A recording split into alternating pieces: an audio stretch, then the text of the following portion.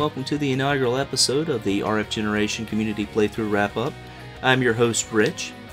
Those of you familiar with the site probably know me best as Singlebanana on the forums. And joining me each month in this wrap-up will be my co-host of the Retro Playthrough, Jamie, known as techwizard, and also the host of the Modern Community Playthrough, Floyd, known as Fleach on the forums, and Shawn, known as GrayGhost81. As some of you know, the community playthrough began when our very own Crabmaster 2000 proposed that some of our members join him in playing through The Last of Us in December of 2012. Since then, the playthrough has gone through a variety of changes, including a more structured, month-to-month frequency, some hosting changes, and last October we added a second monthly playthrough to accommodate both retro and modern titles. As playthroughs grew and participation increased, so did the activity on the forums and game discussion. However, we always felt that there were limitations on what we could discuss during the playthroughs, since often participants were in different parts of the games. At the end of the month, there was usually very little discussion of the games, since most participants had already moved on to the next month's playthroughs. As host, we've always felt that not discussing the games at the end of the month left kind of a void in the community, and left us feeling somewhat unfulfilled. We hope that this wrap-up will help to fill this need and further facilitate discussion on the forums. We hope you enjoyed this wrap-up for March playthroughs, Phantasy Star, and The Last of Us, and please share your thoughts with us on the forums. Thanks for joining us, and we hope you enjoy Episode 1 of the RFGeneration Community Playthrough Wrap-Up.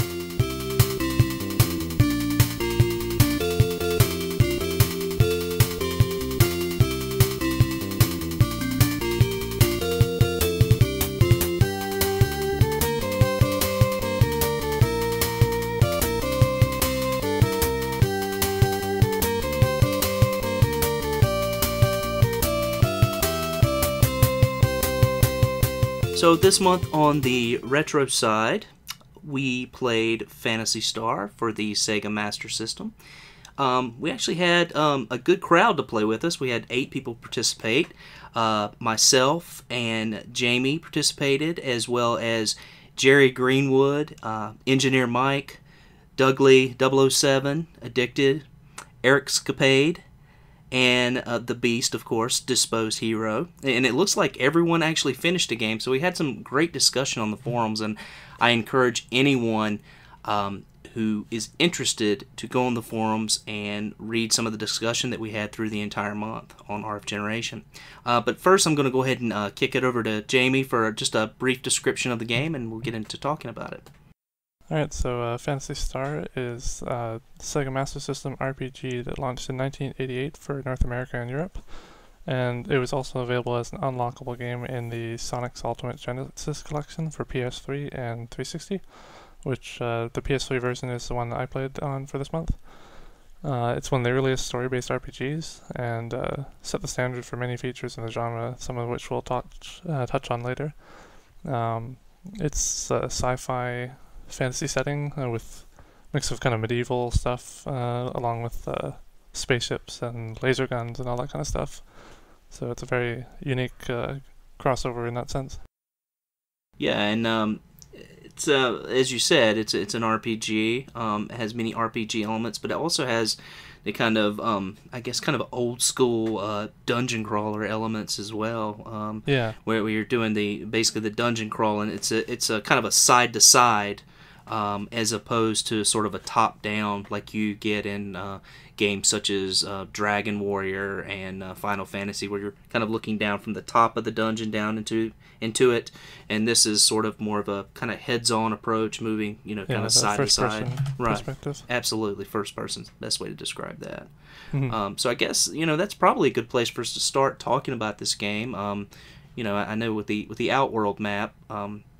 It was more kind of a bird's eye view, top down, but with the dungeons, it's probably a good place to start. How did you guys navigate these dungeons, and was this something you enjoyed? I know it's very challenging. Was it something you enjoyed, or something that you could have probably done without in the game?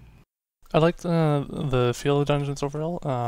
There were some elements of it that I didn't really like so much. I'll touch on later, but the first dungeon, the very first one, and the first tunnel in the starting town, I didn't use any maps or anything, just because they were pretty simple. Right, and right. Then once I got started on that, though, the second dungeon, like it just started ramping up the difficulty pretty quickly, and everything in every dungeon looks the same. Like no matter where you go, it's minor differences in the left and right turns, and whether there's a stair or a door at the end of the hall. But otherwise, it's all the exact same look, and so you get lost so easily. And at that point, that's where you have to start bringing the graph paper and start drawing your own maps or look up maps online. Right, right. Yeah, for me, it was, for me, those type of games are just completely frustrating. I have a really great sense of direction, but for some reason, it's so disorienting to me to, be playing a video game and try to figure out, right, left, and, if I missed a turn and how far to go back, and, if I turned right the second time, the third time. So to me, it was completely just frustrating. I stuck with it. I tried to do it for a while. I did not get into the graph paper like you did and some of our other members did. And, I hate to say it, but I did go online and use just dungeon maps. I did not do a walkthrough for the game, but I did use the dungeon maps for the game. And for me, it made it, a much more enjoyable, pleasant experience and not as time-consuming. But, had I been younger Rich, would have definitely enjoyed drawing out the maps, but just something I didn't have time for. Yeah, I think one of the trade-offs with not doing your own maps or attempting to do it blind, though I don't recommend that at all, but the trade-off is that when you use the dungeon maps and you know where to go right away, you aren't getting hit by as many battles through the dungeons, and so you're not actually getting levels as easily, which leads to later on you're probably going to need to do some more grinding. Right. Or you're going to be limited on how powerful you can be and how many fights you can handle. Yeah, and that was the case with me. We were talking about, I think we were asking everyone what level they finished on, their characters finished on in beating the game, and I finished at level 23. I thought it was 25 at first, and I went back and looked. I was like, whoa, I finished this game on level 23, which was much too low of a level to finish the game on. I did beat the game, but everything was just, by the skin of my teeth. It was so, I would lose in the final two battles. At least I know that I lost at least two characters, and it was like, okay, well, with the final boss, the very final boss, it's like, okay, this is the last round I've got. I can't heal anymore. And so, hopefully this is going to do it. And it did. And that's, I just kind of squeaked through the game. But you're absolutely right. By using those maps, I did not have as many random encounters. And of course, near the end, I was running from encounters, too, to try to save my magic and my hit points as well. So even then, you still had to struggle with the final boss, absolutely. too? Absolutely. Yeah. It's crazy that you actually managed to do it at such a low level. I mean, I felt like I was kind of struggling at level 27 and still having to go back to the town, save, and redo areas and stuff like that. Yeah. But then at the same time, I wasn't running from so many battles because I was always paranoid that if I was going to run, they were going to be able to hit me, and then you get more. You take more damage if you run and then they manage to hit you because they get an extra hit in while you aren't attacking them. Yeah, and so unfortunately, sorry to interrupt you guys. No. Unfortunately, I didn't get a chance to play this. I had a lot on my plate, but it sounds like this game was pretty challenging. So how did you find the difficulty, both in battles and in dungeon exploration, and how would you compare it to a golden era RPG or a modern RPG? Was it more difficult? Did it require more of a mental map? So did you have to be more conscious of what you were doing? Tell me about it. I'm curious. For me, I found the beginning of the game was extremely difficult. It was sort of like the beginning and the end were difficult, and in between it wasn't too bad. Mm-hmm. The first, let's say the first 5 hours, I was really struggling, constantly gaming over and just barely squeaking through the single enemy, weakest enemy you can fight in the game for a while. And it definitely took quite a long time before you were anywhere near powerful enough to handle most fights. So it was a really steep learning curve. The start of the game was pretty rough. And I noticed other members on the site mentioning the same thing, that they had some issues with the beginning of the game. But once you added one or two more people to your party, then everything sort of starts to get a lot easier, because not only are you strong enough to be almost one-hit killing most of the weaker enemies, but you've got one or two other members of your party who can do the same thing. Yeah, and I think there was a quote on the forums that I pulled. It was from Disposed Hero, and I kid and I call the guy the Beast, but the reason I say that is because he plays all of our playthroughs. It's just amazing, and we really appreciate it's incredible that he's able to keep up with all of this. Yeah, we really do appreciate it. We really appreciate all of his feedback and everyone else's feedback on the forums. But one thing that he said the game felt impossibly hard at first, with me barely being able to make it through a single battle without dying. However, I persevered, and after leveling up, earning money, and buying better equipment, I was tearing through the enemies. And that speaks to a lot of what Jamie was saying, and I think that... So it's like you're playing the long game. You have to really plan ahead. Older RPGs, a lot of them were like this, in that they were definitely difficult in the beginning, and you always... I remember Dragon War, you always, you just kind of had to run circles around the intro town, and kill a few things, level up, get to level 3 or 4 before you could even think about venturing out further from the starting town. It really made you work. It really made you, level your character up, buy new equipment before you moved on to another spot. And I think that has a lot to do with why I think I told you guys what I was doing is I was kind of staying around the towns. And I always, when I go to a new town and they have new armor or new weapons, I just stick around until and grind until I can buy those new armor and new weapons. Yeah, which I think gave you a pretty big advantage when you probably were grinding for the diamond armor way earlier than you needed it. yeah, but I think with more modern games, I think people aren't as patient as they were back when this was out and back when Dragon Warrior was out, and I think with developers, they have to think about, well, if I don't get them into this game at the beginning, and now they have tutorials and these things that really kind of hold your hand, for at least the beginning part of the game.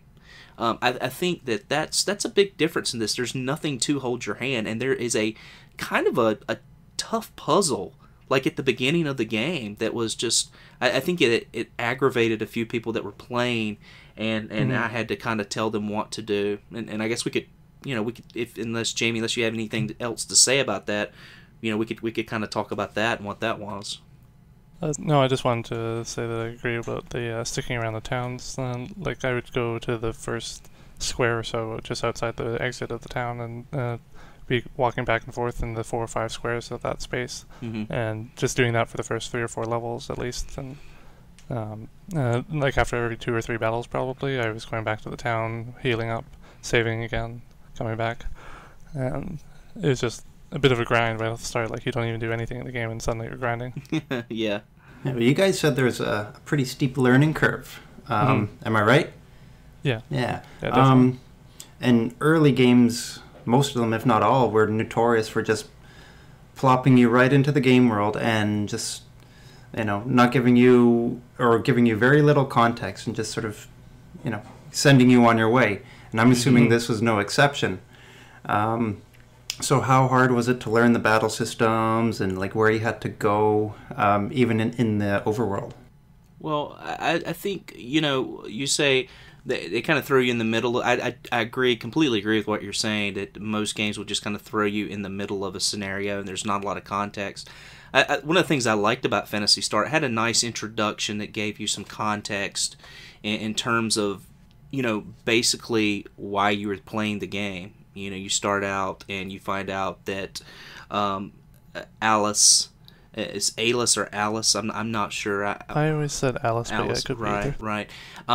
That Alice's brother was murdered, and you're kind of going to avenge him, and the planet has been sort of, or the system has kind of been under the rule of certain person, and there's monsters have been appearing and that sort of thing. So you get a good kind of story. I think that like a lot of the older RPGs, you So don't. it gives you context to what you're about to do. It's Right. tells you what your motivation will be throughout the game. Right. Yeah, in cutscenes, pretty much. Like they're not really what we consider a modern cutscene, but they're like an older style of cutscene, I'd say. And they're beautiful too. They're really beautiful. Yeah, I mean, for the time. Yeah. Really good. I mean, when you compare it to something like Dragon Warrior, I mean, you didn't have that kind of stuff. I mean, there was a lot of love put into this game. I mean, I could say that, a lot of time, a lot of effort. It's a beautiful game. Where I found like the story doesn't really progress is like in the middle. You get like a nice little intro. You get a decent ending. But you don't. There's not a whole lot of story progression through the middle, which I mean, you're playing an older game. That's going to happen. It's not like a modern game where the story is the key element. Yeah. Sorry, that seems to be a pitfall of a lot of RPGs, whether they're new or old. The middle seems to just sort of pad it out. Like the tempo slows down, the atmosphere changes. Right. And I guess those middle sections are just encouraging you to grind and just prepare for the upcoming difficulty. Yeah. Yeah. They sort of keep you in the story's mindset with all of the people, and every town you meet, they're constantly referencing elements of the story, and so you are getting little bits of it, but it's sort of through environmental cues and the ambience of the game, not so much through direct story progression. Not like the cutscenes you get at the beginning or the end, and nothing really obvious that stands out. Yeah. Well, I guess let's talk a little bit about the game, and as far as kind of what it borrows from. I was kind of reading online about it a little bit. I like to get a little context and read a little bit about the games, and one of the things that it talked about was that this was one of the first games to sort of have a female heroine, and then B, also sort of break away from that Arthurian trope, that sort of medieval atmosphere, if you will. And so, yeah, I guess that kind of be a good place to start to talk about that a little bit. Yeah, I saw your note about that, and I'd say it doesn't totally break away from it, because it's still heavily medieval in a lot of ways, but I think it modernizes it. It kind of adapts it a bit. Absolutely. Like it takes some of the same elements from those kind of stories and adds in spaceships and stuff like that. And, right. It's like a medieval story with an upgrade, right, more or less. I had in my notes Star Wars meets Camelot. Just yeah, I like that. So that's sort of how it is, and it's really it's neat. It's very I was thinking about it before. It's kind of steampunk almost in a way, right? Because you've got these old things, and you're kind of modernizing them. I mean, not the same way steampunk is, but but the same mindset. Same mindset, same theory behind it. Because you're sitting there like, okay, I've got a guy over here shooting people with lasers, and then I've got a guy with a shield and an axe. Like, what is going on? I mean, and these axes are doing much more damage than these lasers are doing, or these, and it's, it still works, it doesn't, like, break the fourth wall or anything like that. It's still fun, and it's great. And you don't really think about that kind of stuff when you're playing. But I could imagine, sort of putting yourself into a late 80s, maybe early 90s sort of mentality. You'd think that's really cool. You'd be really excited about, axe-wielding guys and fighting laser guys. Yeah, absolutely. Like a blood dragon kind of thing. Yeah. But, that's, like I said, it does, and like Jamie said, it does sort of borrow, steal from that Arthurian legend. It's still there, it's still present, it's very much still a part of the game, but it's added some space elements. It's added, the ability to travel, like interplanetary travel and that sort of thing, which I loved. I thought it was really cool. I like the it's a cool little cutscene transition thing between each planet, which I really enjoyed. Though it's nice that you could also skip it too, because after seeing it once or twice, you kind of get tired of it. But right, it was really awesome the first time you see that. You go in the spaceship and total new world. It's almost a whole new game. Yeah, and the variation of the planets too, having the the sort of the lush green planet, having the ice planet, and then having the desert. Yeah, that was really cool. You know, it wouldn't be like living in the U.S. where you decide like, oh well, let's see what I want to do. Do I want to live near the beach, or do I want to live in the mountains, or it's sort of like, okay, I think I want to live in the planet that actually has green stuff on it. You know. So, but you know, it's really cool. I really enjoy like traveling from planet to planet as opposed to, you know, like Final Fantasy and Dragon where you've got a map but it's all like on the same planet, and I thought that was just a really nice touch to the game. Mm-hmm. Yeah, the scale of those older ones, or well, I guess newer than this, but those other ones are much smaller scale in terms of the locations. What did you guys think of the Greek mythology sort of theme going on there? One of you mentioned that in your show notes.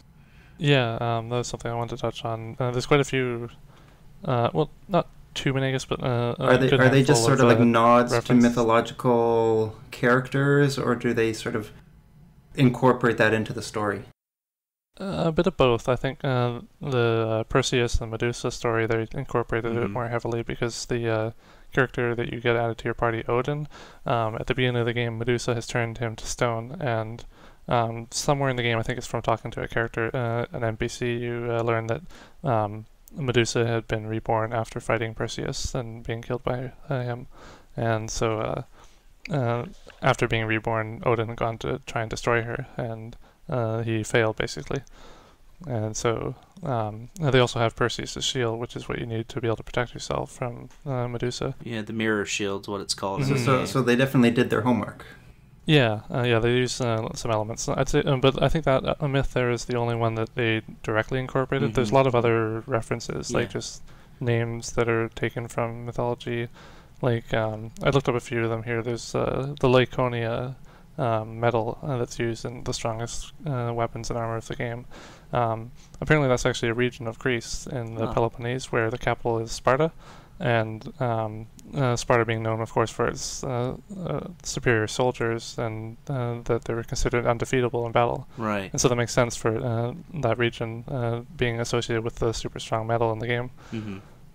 And then there's also the Laryma, which is apparently a small village in Greece, and then there's also other references to like Alice's brother Nero is the name of a Roman emperor, and then you've got Odin, who's a god of Norse mythology. Right. Yeah. So something for fans of mythology, fans of antiquity. That's cool. Right. Sort of broadens the potential audience, I guess. Yeah, something a little different than the average video game. Yeah. Or fans of the Ray Harryhausen Clash of the Titans. Which, if you haven't seen it, pick it up. It's great. So, yeah, it does the whole Medusa mythology in that movie. And so it's what I automatically think of. But, yeah. It was neat. It was kind of like I guess kind of a throwback, kind of a nod to, these, different things in the past. It kind of gave it, I guess what was odd for me about it was like, Palma, you kind of almost thought of that place as sort of Earth, right? You kind of replaced that's what it felt like. And to have like these myths that were from Earth, it's kind of like, well, is this Earth that's been changed later on? Is it now Palma? Is that what the name of the planet is now? In the future, or is this something that carried over from one galaxy to another? It was kind of... That's something, I could see that if you only play the game and don't read the manual, that's something that you could take from it, but in the manual they actually say that the Algol star system, which is where the game is based on, is in the Andromeda galaxy, and so I think they're trying to say that it's definitely not Earth, but that's sort of a trope with a lot of sci-fi and any sort of thing where it's supposed to be another world, where you wonder, how do these people know English, and how do they know all these references to Earth mythology and different locations. And one of the things I found out when I was looking up influences for the game was I looked at apparently the Algol star system is actually a real star system, about 100 light years from Earth, and is visible to the naked eye even. And it's even found in the constellation Perseus, which might be a part of why they included that myth into the game. Well, that would make sense. Or maybe it's the other way around. The myth came first, and they decided to choose that location for where it is set. Right. So we were kind of talking about, I guess we were talking about the mythology. We're talking about Odin and the character. Kind of transitioning to talking about the characters a little bit. It seemed that you have these 4 characters, and they all fit these sort of molds, right?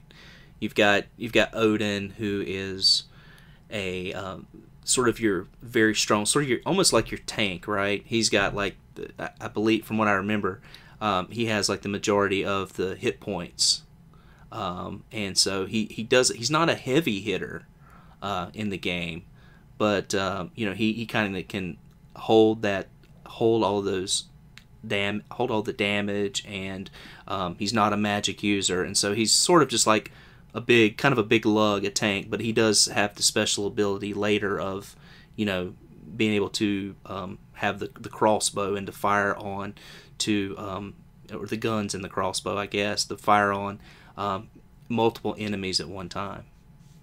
I want to actually comment on that and say that I found, I think that was their intention for him to be the tank, but throughout most of the game, I found he was actually my weakest character. Right. He was the one that seemed to die the fastest, and even though his hit points were fairly high, his defense was so low most of the time. Right. It wasn't until near the end of the game when you get the Laconian armor and the axe, where then he is really the tank. He's definitely the strongest at that point. Right. That's like a typical RPG thing, though. Mm-hmm. Where, if like high hit points often comes at a trade-off. So right. This, I guess that's that's what you're talking about. Right. Absolutely. Yeah. And I guess my point was you're kind of seeing those sort of tropes throughout the 3 characters, or the 4 characters. You've got Alice, who I guess is probably I would say is your most well-balanced character. I mean, she hits pretty hard. She has pretty good defense. Doesn't take a whole lot of damage. She's a magic user, but she's not a healer, right? She does have one heal spell, but it's very weak. Yeah, it's only useful early in the game, and after that, I never used it. Right. And then you have, I believe it's Myau, but it's Meow. Meow. Yeah. Which fits. It's a little kind of cat-like creature, so it fits. It makes sense. And the cat actually becomes like your primary healer, I feel like, in the game. Yeah, I definitely I used him for the same way throughout most of the game, and he's pretty good at fighting once you get the silver fang. Absolutely. For him eventually, but early on he's not that great because he has almost no armor and weapons that he can get. Yeah. Like, I think there's only the 2 weapons, the iron and the silver fang. And even with the iron fang, he hits pretty hard. He hits harder than most of the other tunes. So I didn't really get to actually experience that because I kind of skipped that dungeon, and so until I got the silver fang, I didn't even have the iron one. Okay. And then after getting the silver fang, I went back to that dungeon not realizing what it was, and so I picked up the iron fang after I already had the strong one. Yeah. So maybe my experience with him might have been different, but absolutely, yeah, absolutely was different then, because I mean, having him and having him being able to hit as hard as he did with the iron fang, he became probably my strongest character as far as melee. And then he was the healer too, so it was sort of this odd mix, of the heavy hitter plus sort of like the white mage, that you see, later on in games like Final Fantasy, where you really do have these strong traits, And then you had things aren't quite as clear cut in Phantasy Star. Right. It's a little mixed, a little jumbled up. And then you've got Noah, who basically has no armor. I mean, just like a robe. And this is your typical. I mean, if I had to put it into a box, it would be sort of like a black mage, right? Someone who has, definitely. This really strong spells, but really low hit points. But at the same time, even though Noah's wearing like a robe, doesn't take much heavy damage from what I noticed. I think there's only one like item you end up getting in the game for him. Yeah, he was pretty good at taking damage. He always had low hit points, but I found it almost seemed like enemies were missing him more often for me sometimes. I don't know if that was just fluke chance or right. if that's actually the way it was. No, but, it's for me that it was like that for me as well. So I think it must be something built into the game, you know. Well, the trade-off with him, of course, being that he had extremely low attack power. His physical attack, that is, was like a fraction of what everyone else could do. When everyone else was doing 20 to 30 damage per hit, you were doing like maybe 5 at most, if you were hitting at all. Right, right. And so, with the spellcasters, what did you think of the array of spells that you were given? Some of them I used like all the time. Mostly the defensive ones, like the cures and protect and wall. I used those a lot. Okay. And heal I used a lot early on. Right. A little bit later if I was low on magic, but not very much. Otherwise I didn't really use too much. I mean, I used, of course, Noah's attacking spells as much as possible. Right. But even those, I tried to conserve them a lot of times because I didn't want to risk running out if I came across a really strong fight later. And so I was kind of saving them when I probably didn't need to so much. And also, until I got the flute, I was always worried about running out and not having enough for the exit spell, which is required to safely get out of a dungeon really quick. Yeah. So do you guys think that this sort of, the battle system falls into that typical, buff, like buff up your guys, debuff the enemies, sort of, maintain your status stuff, and then slowly whittle away? Or I'd say it has that option with only 1 or 2 spells, but it's quite a bit simpler than that, really. Most of the time it's just straightforward attack as long as you can, and then heal when you need to. Yeah. And there isn't really much in the way of buffs and debuffs for anything like that. There's one spell which will boost the attack power of the person you apply it to. Yeah, and it's called, I think it was called Help. Yeah. That's what it was called. Mm-hmm. Yeah. But otherwise, there wasn't really much. There was also Terror, which I never actually used throughout the whole game, so I don't really know what that one does, but that one was a debuff of some sort on the enemies. Yeah. Well, I don't know if Rich, you would use that at all? No. I mean, and I didn't use either. I didn't use Help or Terror. I know that, you mentioned like using like Protect and Wall. I really didn't use those either. I mean, to me, it was basically just a kind of just a hack and slash magic, sort of combat game. I mean, with some of the bosses, I think I probably used Wall, and it was, a better, it was a better approach to the battle. If I knew for sure it was going to be a magic user. Was it a war of attrition for you? Just sort of try to outlast your enemies? A lot of the time, yeah. Yeah, yeah, it was. It's also hard to tell with the defensive ones, Wall is one that applies to all your people, and I think it's supposed to be like the name implies, it's a wall that goes between you and the enemies. Right. And the enemies can actually smash it down, they can break down. Mm-hmm. And so there were some enemies where they just always broke it down. And later on in the game, that seemed to be more common, and so I got to the point where I just wasn't really using it because it seemed to be almost wasting a turn sometimes. Yeah. When Meow or Noah both could do decently strong attacks if I didn't use it. And not only does it waste a turn, it wastes mana, which is limited in this game, and there are no items to replenish your mana. The only way you can replenish is going back to a town and resting. Ooh, that's pretty punishing. Yeah, it's definitely tough. It was definitely a tough part of this game. The item system with the the items that you could use to heal with did not. It was like hamburger, which was odd too. It was kind of funny, Oh, hamburgers, yeah, great. Let me stock up on hamburgers before I go raid the dungeon. I was like, when am I going to be able to buy cotton candy? When is that going to give me more health back? You're fighting a dragon, and it's like, hold on, I just need to have a burger. Yeah, exactly. I better eat this burger. Yeah, but even so, I can't remember the exact amount that it restored. But it wasn't a lot. I think it was 40 health. 40, yeah, I believe you're right. Yeah, I think you were, like most people were around 200 by the end of the game, at least for me. Right. And you have creatures at the end that are taking off, 20-something and 30-something a hit. And so it's sort of like, what's the point? It for me, that was a big deal. in the game. And well, yeah, when you have an enemy who can take off 10%, like even something as low as 10% of your HP, and it's only 200, you're pretty intimidated by that.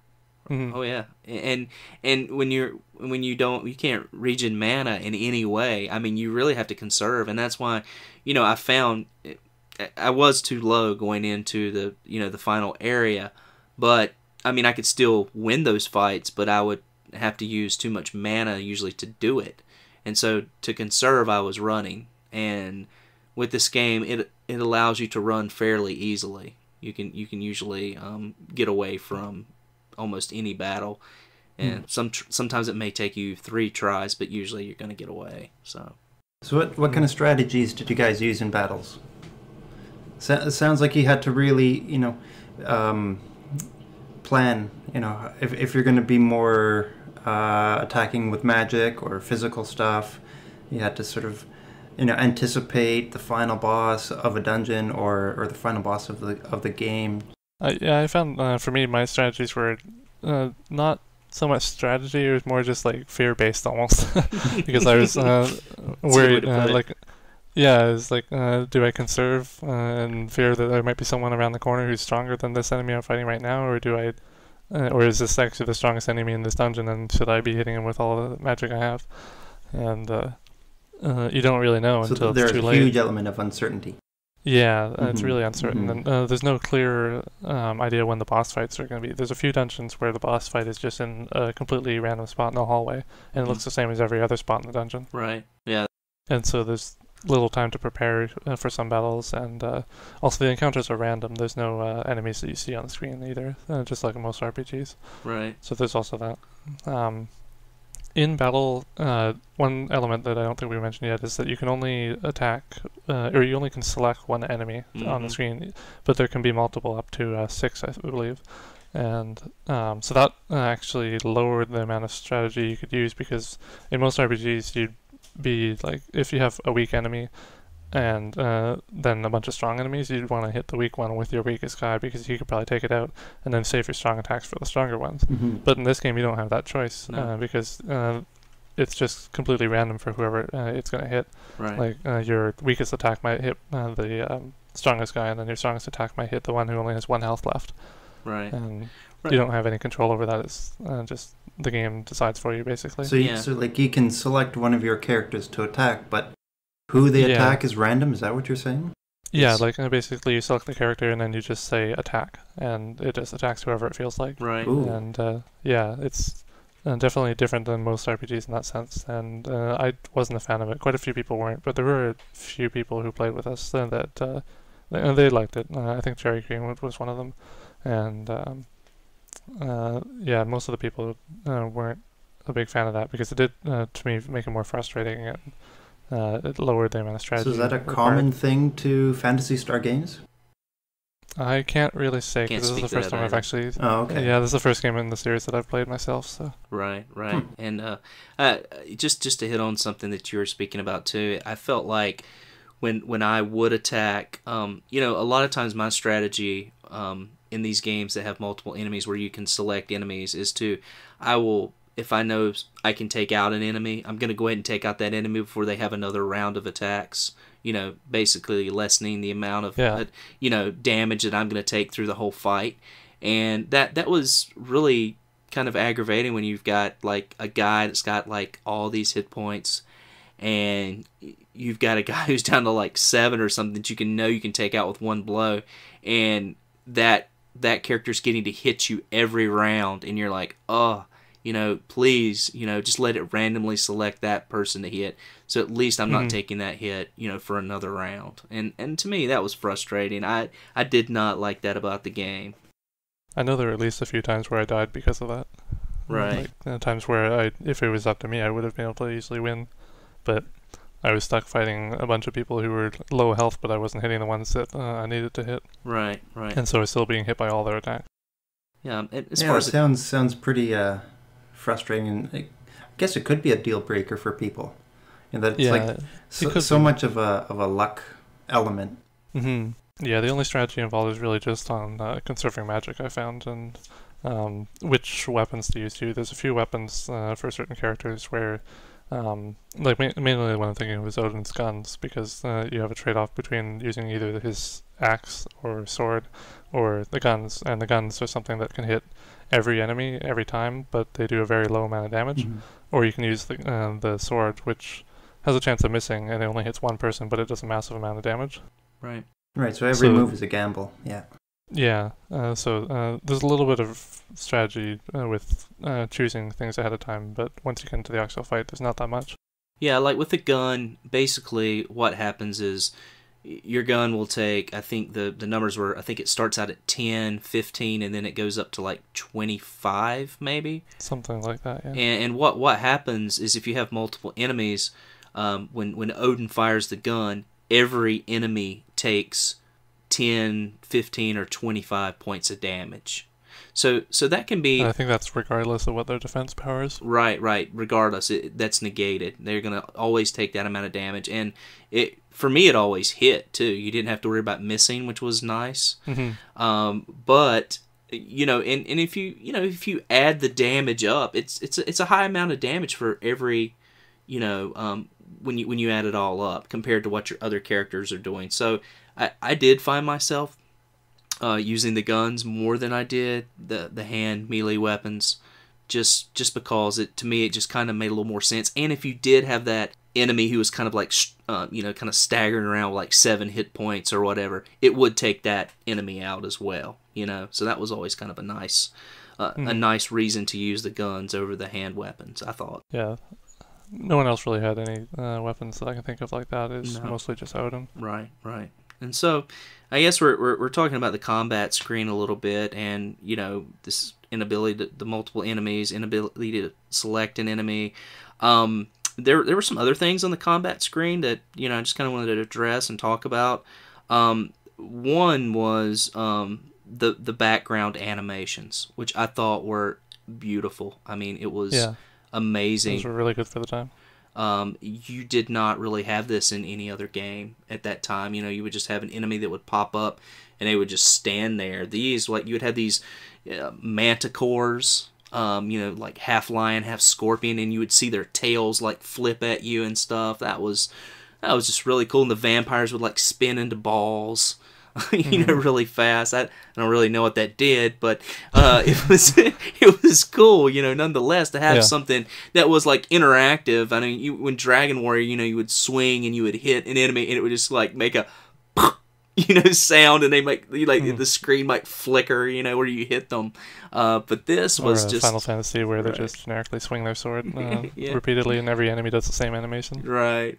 But this was the animations were just such a nice touch, and it was a beautiful game. I thought, nice detail in the enemies, I thought, and just I thought that was one of the strong points of the game. Yeah, I saw pictures, and visually it looked quite fantastic.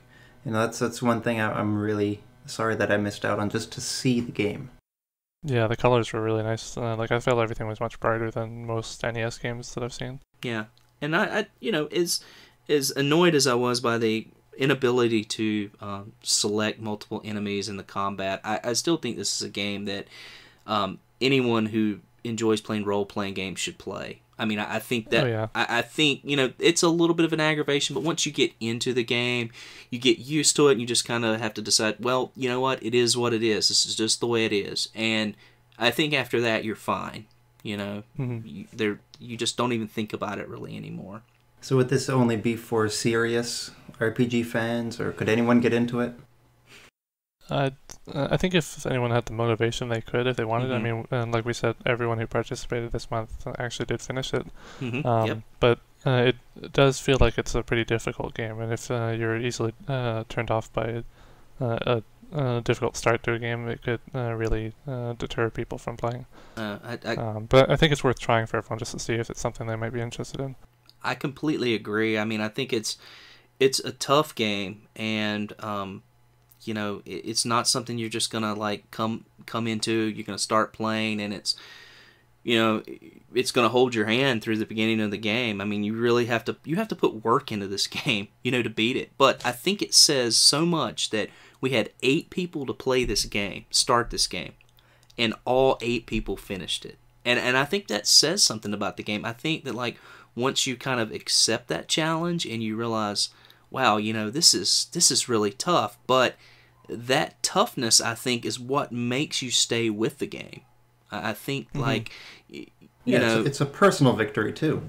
Absolutely. Yeah. I mean, I felt so awesome after I finished that game, and especially the way I finished it. I mean, good night, you know, like on the last round, you know. I mean, I think I jumped up and threw my hands in the air, you know, like I was going through the finish line at the Boston Marathon, you know. I mean, it just felt so awesome, you know, to beat this game. And so, you know, and I hope everyone who finished it felt that way, and from what I gathered from the forums, they seem to. People, so yeah. I mean, that's I think, awesome. Yeah.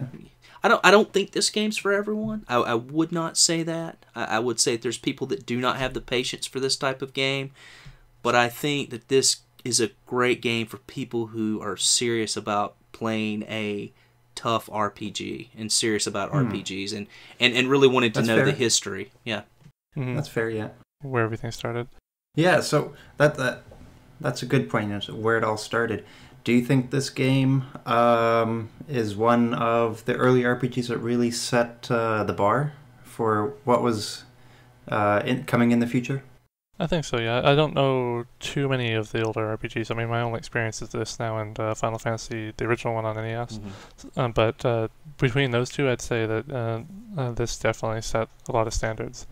I mean, Final Fantasy did as well, but it came a bit later, and so I think this got the jump on Final Fantasy. Yeah. Well, Final Fantasy seemed to improve on a lot of things, but... Yeah, it did. So would you say that Phantasy Star maybe set the groundwork for, you know, like what an RPG can do or should do?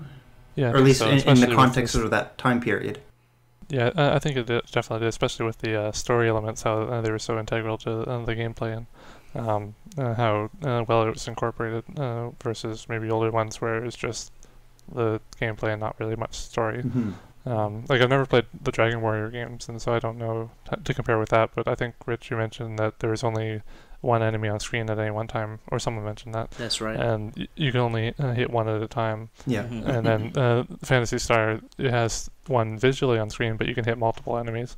And then you go to Final Fantasy, where it's the next level, and it's multiple enemies and multiple targets to hit, and you can see them all at once. And it seems like it's a natural progression. Yeah. And even though I'm not sure about the actual specific date, I can tell you this: Phantasy Star and Final Fantasy came out in the same year in Japan. They came out in '87. Now, Phantasy Star was released in the U.S. in '88, but Final Fantasy wasn't released in the U.S. until '90. Oh, okay. So that's why I thought it was farther apart. Yeah, and so did I. And so did I until I did a little bit of research and looked on it. But I don't, because they were released around the same time, I don't think that Phantasy Star probably had any influence on Final Fantasy. No, not too likely. Then. Yeah, it's probably likely that they didn't because they were released so close in Japan. But I definitely see where things were, Final Fantasy completely gets all the credit because it was on the Nintendo, and the Sega Master System was just not a popular console. It wasn't until the Genesis that Sega really took off. But I can see things in newer RPGs, and then even RPGs that were on the Super Nintendo, on the Sega Genesis. I can definitely see where things were borrowed from Phantasy Star as well as Final Fantasy, because there are definitely some differences in each. But, they're very different games. Right. The only time I feel like they were similar was on the Overworld. I thought that was fairly similar feeling of exploration and random encounters and all that. Right. But almost everything else is different. Right. Like, they're very different games. And before we go much farther, I just wanted to go back to one last point on the combat screen, which I hadn't mentioned, was the treasure chest at the end of the battles. That's the only thing I haven't marked off yet. Yes, so let's talk about the treasure chest. Oh, yeah, I heard you guys had some less than favorable issues with the treasure chests. They were hit and miss. Some people were okay with them, others weren't, but they were definitely not my favorite thing in the game. So how the treasure chest works, for you, Floyd, and anyone who hasn't played it, you finish the game, and normally in a game you just get a straight up reward. You get gold and experience, and that's it. In this one, you get the experience with no risk, but then the money that you get is in a treasure chest, and you have a choice whether or not you want to open it. And if you say no, then you just get the menu screen pops up, and from there you can cancel out and not open it at all, so you get no money from the battle. And the reason you'd sometimes want to not do that is because if you do open it, there's a chance that it could be booby-trapped, and then it'll be either an explosion or an arrow. And the arrow will hit one person and damage them, and the explosion will hit everyone and damage them. And so it turned the reward of the battles into almost another battle of its own, because every time at the end of a fight you're like, well, do I want to risk losing health to get a little more money, or should I just pass on this? Was really money easy to come by, or would it be worth taking that risk? Early on I thought it was worth the risk because you did need quite a bit of money, but later in the game I was just totally rich. Like, I didn't need the money at all. I mean, I had the best of all armor, and I think I beat the game with almost 30,000 MST, which is the currency in the game. And so it's just like, at that point I started passing on every treasure chest because I didn't want to risk getting any damage, and I was like, I don't need more money, like, at all. There's just no point in me risking the health of my characters for the small amount of money I'm going to get out of this. Well, let me ask you this. When, like, besides the end of the game, did you not open a treasure chest? I mean... there were definitely times in dungeons where... yeah, there were a few times. I know some people said they didn't understand not opening them. Yeah. But for me, there were times where... I think Medusa's Tower might have been one of them, and a couple others where the dungeon was really long, and... I was running low on health and also low on magic for cures. And so at that point, it just wasn't really worth going for the money when I knew that the traps would do more damage than it was worth. Right. And also that the traps could potentially actually kill me. Okay. Well, so yeah. Well, I mean, and Floyd, since you didn't play, the damage was, I want to say, fairly insignificant. You know, I don't remember anything that I never died from a trap. Right. But again, I wasn't like keeping up with like how much damage it did. But at the same time, I think this kind of reiterates that point of you not using dungeon maps or playing the game the correct way, and myself using dungeon maps, right? Because I was able to navigate through those a lot quicker. I could just pick up the chest as I wanted to, and that was fine, you know. But I can definitely see like where you're drawing out your own maps and you're having to spend a lot of time and dedicate a lot of time to dungeons, how that could work on you, and you would really want to conserve as much health as you could. So yeah. I found the damage later on was actually pretty significant. I don't know if it was randomized or if it was maybe progressive, like as you got to a higher level it did more damage. But I know that some of the late game dungeons, when I was getting hit with the explosions from the treasure chest, it was taking a good 1/3 to maybe 40% of my health off my characters. Like I had a couple times where near the end of the dungeon I would have healed everyone up to full health. So like around 180 to 200 health. And then I got hit by one trap and I'm down to less than 100 for everyone. Oh wow, that's... Yeah. I don't know what to say. That really sucks. Yeah. I think that's pretty good. That's a good way to put it. That sucks. Yeah, it does. Yeah. Yeah, so at that point, I mean, I had so much money and the traps did so much damage, at least to me, that it wasn't worth going for the money at that point. Yeah. Like the burgers cost, I think it was 40 or maybe even less than that of the MST. And when I have tens of thousands, there's nothing. So, and there was nothing else to buy besides the healing items that I really needed at that point in the game. Right. So the stockpile was enough to last me forever, basically, and the risk versus reward tended to balance more towards the risk in my favor. Yeah. Did you have a limited inventory? Because I know a lot of earlier games would only allow you to carry a certain amount of items.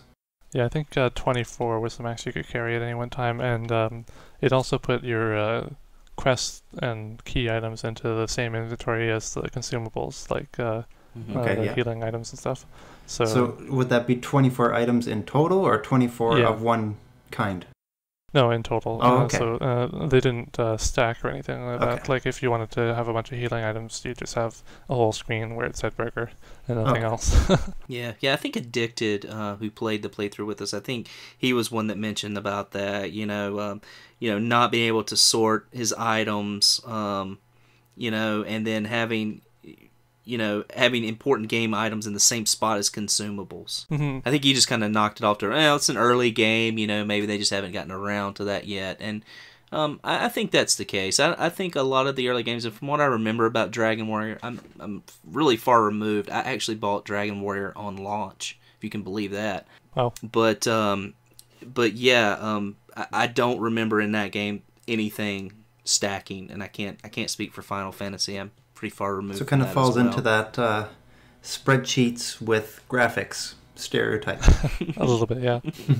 I found the thing with consumables and quest items being the same thing. I was always paranoid when I go to sell things if I was going to sell something really important. And I don't know if that was actually be the same. Yeah, I don't know if that's actually possible because I never wanted to risk it and have it happen. But if it is possible, that's definitely a big risk, and that's something that I was always you have paranoid to be really avoid. careful. Mm-hmm. Anytime you're paranoid in this game, save. Yeah. Yeah, I remember you guys saying that. It's just like, oh my gosh. Save often. Yeah, I almost wonder if that's a good segue into the save. Absolutely. Should we talk about those? Absolutely. It's on the list. Let's talk about it. So we'll start with mine because I had first-hand experience with saving a lot of issues. So the most important, which will have no effect on anyone who is playing an actual cartridge original version, but on the Ultimate Genesis collection for PS3 and 360, there's actually two ways to save, and I didn't realize this the first time playing. The in-game save, the same way you would have on the original cartridge, is still there and it still works, but it only works while the system's on, and then as soon as you turn the system off, it forgets everything you saved. And it could even be to the point where you quit the game, went back to the Sonic Ultimate Genesis menu, came back in, it still remembered your save. And then you power off the system, though, and then it's forgotten it.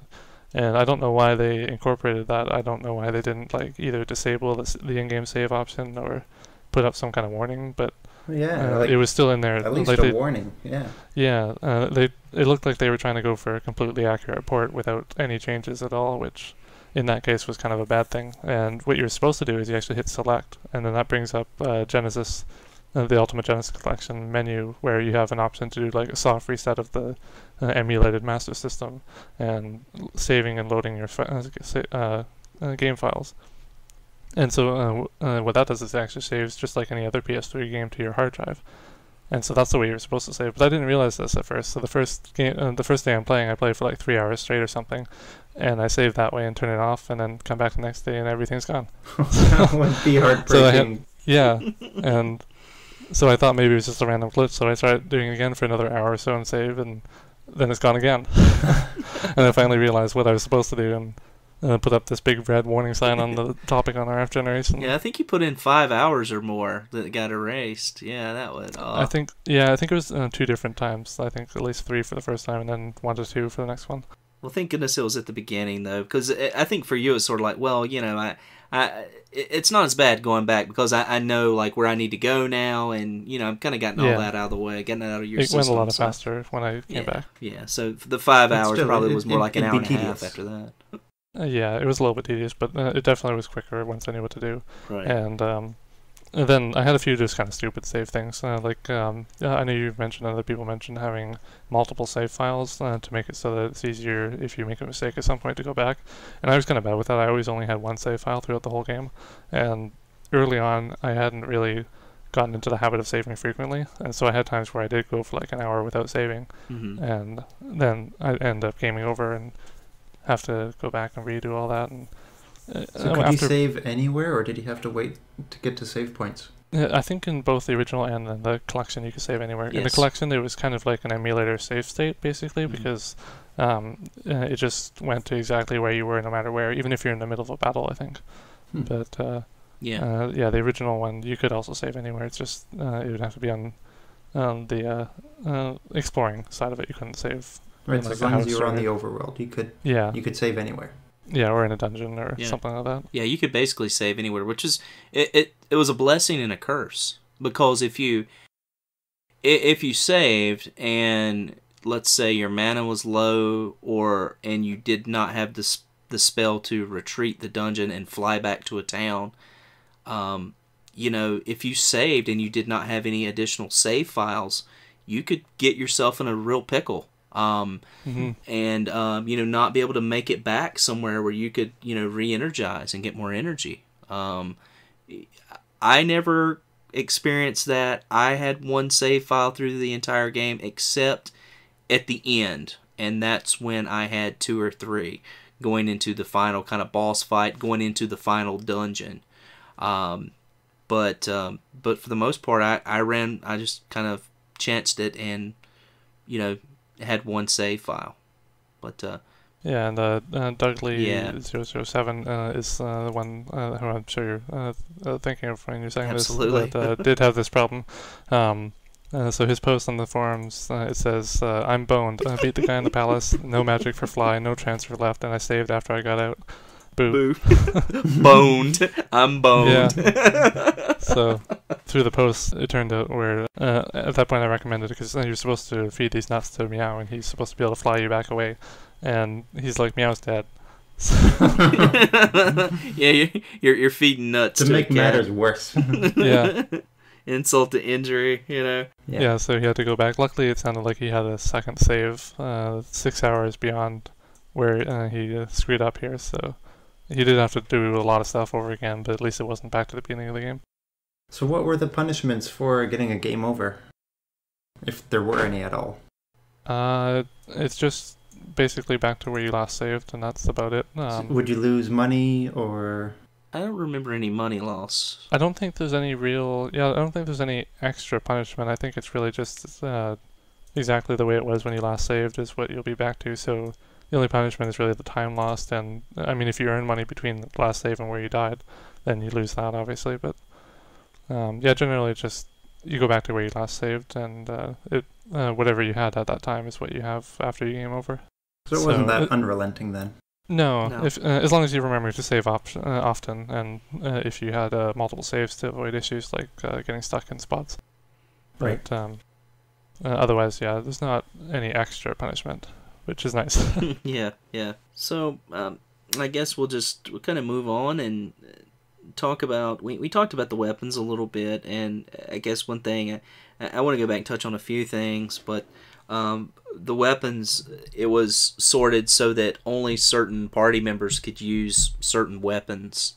And that's sort of a trope that goes back to D&D, right? Like magicians can't wear armor, that sort of thing. And so that kind of popped its head up, and only certain magicians can't use like swords or axes or things like that, the certain weapons. So there were those sort of limitations to the game as well, which I found I actually like that. I like to be sort of somewhat limited, and for characters to have I guess sort of just be sort of special and unique. Each character being unique, and not everybody gets to use the same items or weaponry. So yeah, that adds a nice uniqueness, a nice little bit of a challenge too. Yeah, for sure. And it goes back to what we were talking about with the these tropes of magicians and warriors and tanks and things like that. What sort of items that they could use, because I think everyone fitting into a specific role and being stuck within it. I was going to get the Laconian armor, and I was like, oh well, the Laconian armor is definitely going to go on Alice, because she's going to have a full Laconian set. You know what I mean? Yeah, that's what I wanted to do too. And I tried to put on, I was like, why can she not use this? And I was just frustrated, and I kept trying to do it thinking something was wrong with the game. That's one of that's actually one of the few things that I ended up looking up, not really a walkthrough, but just like a guide, right? Because I wanted to make sure that I always like to know who can use what armor, not necessarily to advance myself in any way, but just to kind of save time. Like I hate it in a game where I buy something thinking that someone can use it, and it turns out where no one I have can use it, or like the only person who can already owns it. Right. And I need to save time, really, and that's one of the guilty pleasures I have of saving myself a bit of time there to look up who can use what. I find that kind of thing is really helpful for that. And that's actually a good segue. How invaluable is the manual in this game? I mean, there are some games it's pretty useful, that you can play without the manual, but for this game, the manual is just invaluable. I mean, it gives you there's even some hints within the manual, which where to go. Right, stuff like that. right. I found myself like I would stop playing the game, and then I would go to bed at night, and I would take my manual downstairs with me to lie in the bed for a little while and read over the manual, and I thought that was really cool. I really rarely have that sort of interaction with the manual. Usually, I'll just pop in a game and just start playing it. And I know some people are probably just gritty their teeth right now when I say that, but. From a collector's standpoint, I do like to have the manuals, but in all honesty, usually I'll just pop in a game and start playing it. But for this game, that manual was so invaluable, and if you're thinking about buying this game, please make sure it has a manual in it, or at least look up one online. So would you say this manual went beyond just sort of setting up the story and describing every screen you can witness? Oh, like you said it gives you little tidbits of information and hints and stuff. Mm-hmm. Yeah, with every piece of armor and every item you find in the game, there is a kind of a hand-drawn picture of everything. And it doesn't even leave anything out. Like, usually games will have some of the ones or the early ones, right, and then leave the end ones for secrets. But this just tells you everything. Right. I remember that with the Dragon Warrior manual, that big, thick manual that came with the game. It had pictures of everything, and you get captivated by it, and it's really neat. But more so in this manual, there were these little hints, and they would be just kind of slight, but they would be these little hints of where you might be able to find this piece, or when you might be able to find this piece, or who like Jamie said, who would be able to use this. That was always in there, and it was just a really nice touch. Just really made the game for me a lot more interactive, and I just enjoyed that. Yeah, and I've kind of skimming through as we're reading this, and it even had at the very end of it maps of each of the worlds. It didn't show the entire map, but it showed a good chunk of the early areas, and like Dezoris, it showed almost the whole world, and that was pretty helpful. I mean, they're small and they're not too detailed, but they still give you a general layout, and it's much less confusing than trying to navigate on your own. Yeah. So, something else that I really liked about this game that I think kind of separated it from other RPGs is that when you would speak to the NPCs, 99% of the time, the information was helpful.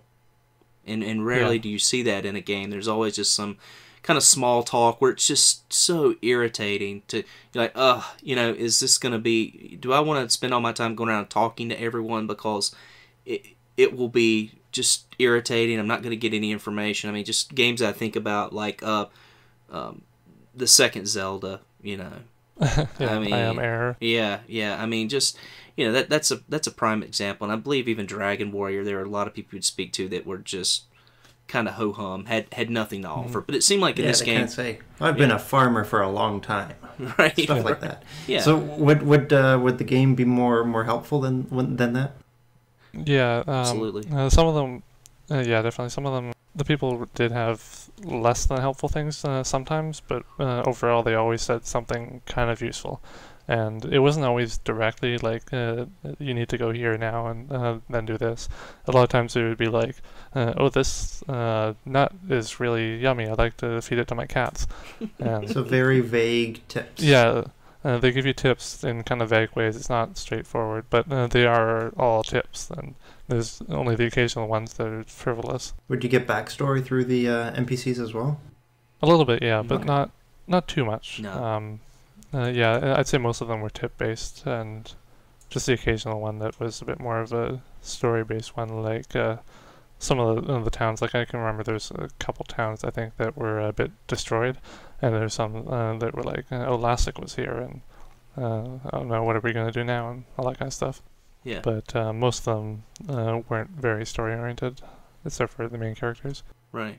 But they seem to give you helpful hints about where you needed to go next, where certain things were located. And another thing was, speaking to the townspeople would actually activate certain things in the game. Yeah. And I learned this the hard way. So I should probably go into my story. There's You go in the lone wolf. You didn't talk to anybody. I'm on a mission. Don't disturb me.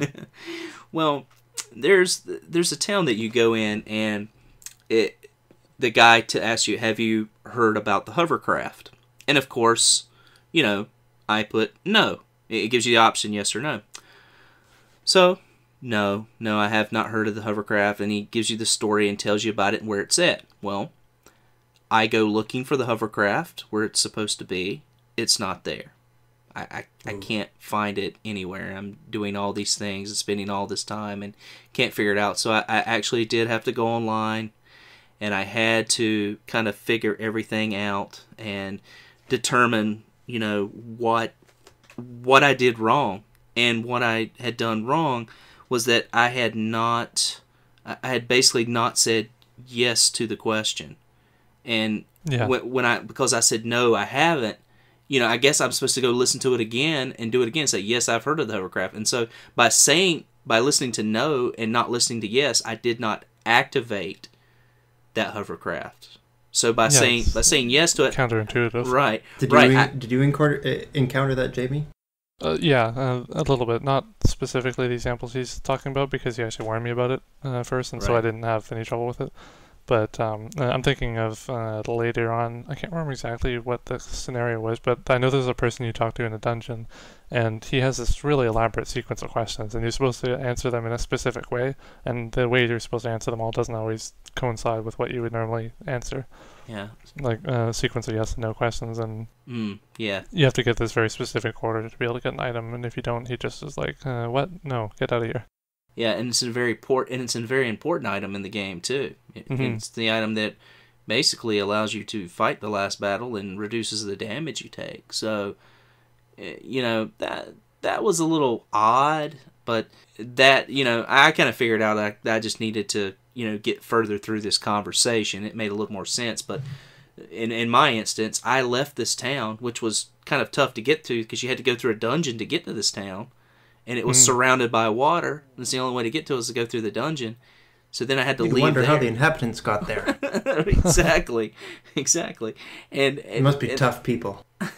and I went to the spot where this thing was supposed to be, and I kept searching, and it's not there. And that was just really frustrating. So I had to make my way all the way back to a different planet, and to had to crawl through that dungeon again and go wander through the desert, like Moses, and make it to this desert again.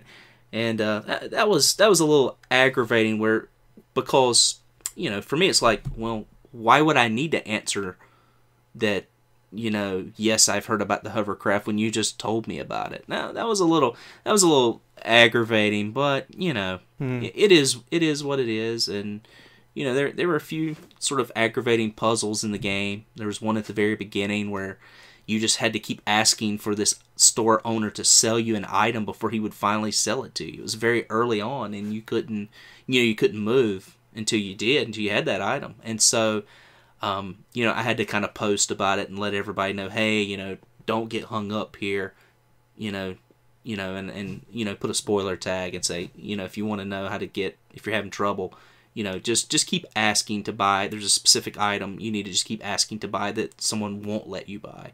So I was trying not to give it away. Yeah. Yeah, you can see it for sale, and you try to buy it, and he's like, "No, this isn't for sale. What are you talking about?" Yeah. This is frustrating. Yeah. So there are just a few of those sort of frustrating moments in the game, but I kind of think, like, looking back at them now, and probably the same way like Jerry, who's a big fan of the game, looks at them, you kind of look at them as more endearing after you've been through it instead of annoying. And so, that's kind of the way I look at it now. Because, having beat the game and playing through the game, it's just something, I really enjoyed, so. Yeah, once you're aware of them and you kind of know what you're doing, it's really not that bad.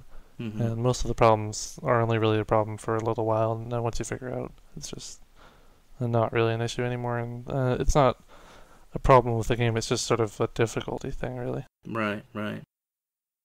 So do you guys think, all things considered, does a game stand up to the test of time? Sort of. Sort of, okay. Yeah, I mean, it is classic and it is really good, and for me, never having played any of the games in the series, I still liked it, but it is very tedious, and it does have its issues. Yeah. And like Rich said earlier, it's not for everyone, but it's definitely still a really good game, and It's definitely still worth playing. Absolutely. It's a game I'm better for playing, I'm better for beating and experiencing. I'll say that. As far as does it stand the test of time, well, I think that'd be a question better posed to someone who played it back then, and can play it again, now and say, does it stand the test of time? Yeah, or someone who's played through the whole series. Right. I thought it was good, and knowing what I know about other games like Dragonware, like Final Fantasy, I think it makes me see faults in those games as well. And I think coming away, I have a huge respect for, not only Phantasy Star, but for the Sega Master System. And it's definitely a collection I've been working on, and decided that at some point I'm going for an entire set. And it's one that, these are games that I really want to play. I mean, the counterpart to Nintendo, which I was a Nintendo kid, and so Phantasy Star made me realize, hey, there's some great games on this system. I don't need to, to kind of downplay like that this was a valid and a good system. There were people out there that are making great games for this system.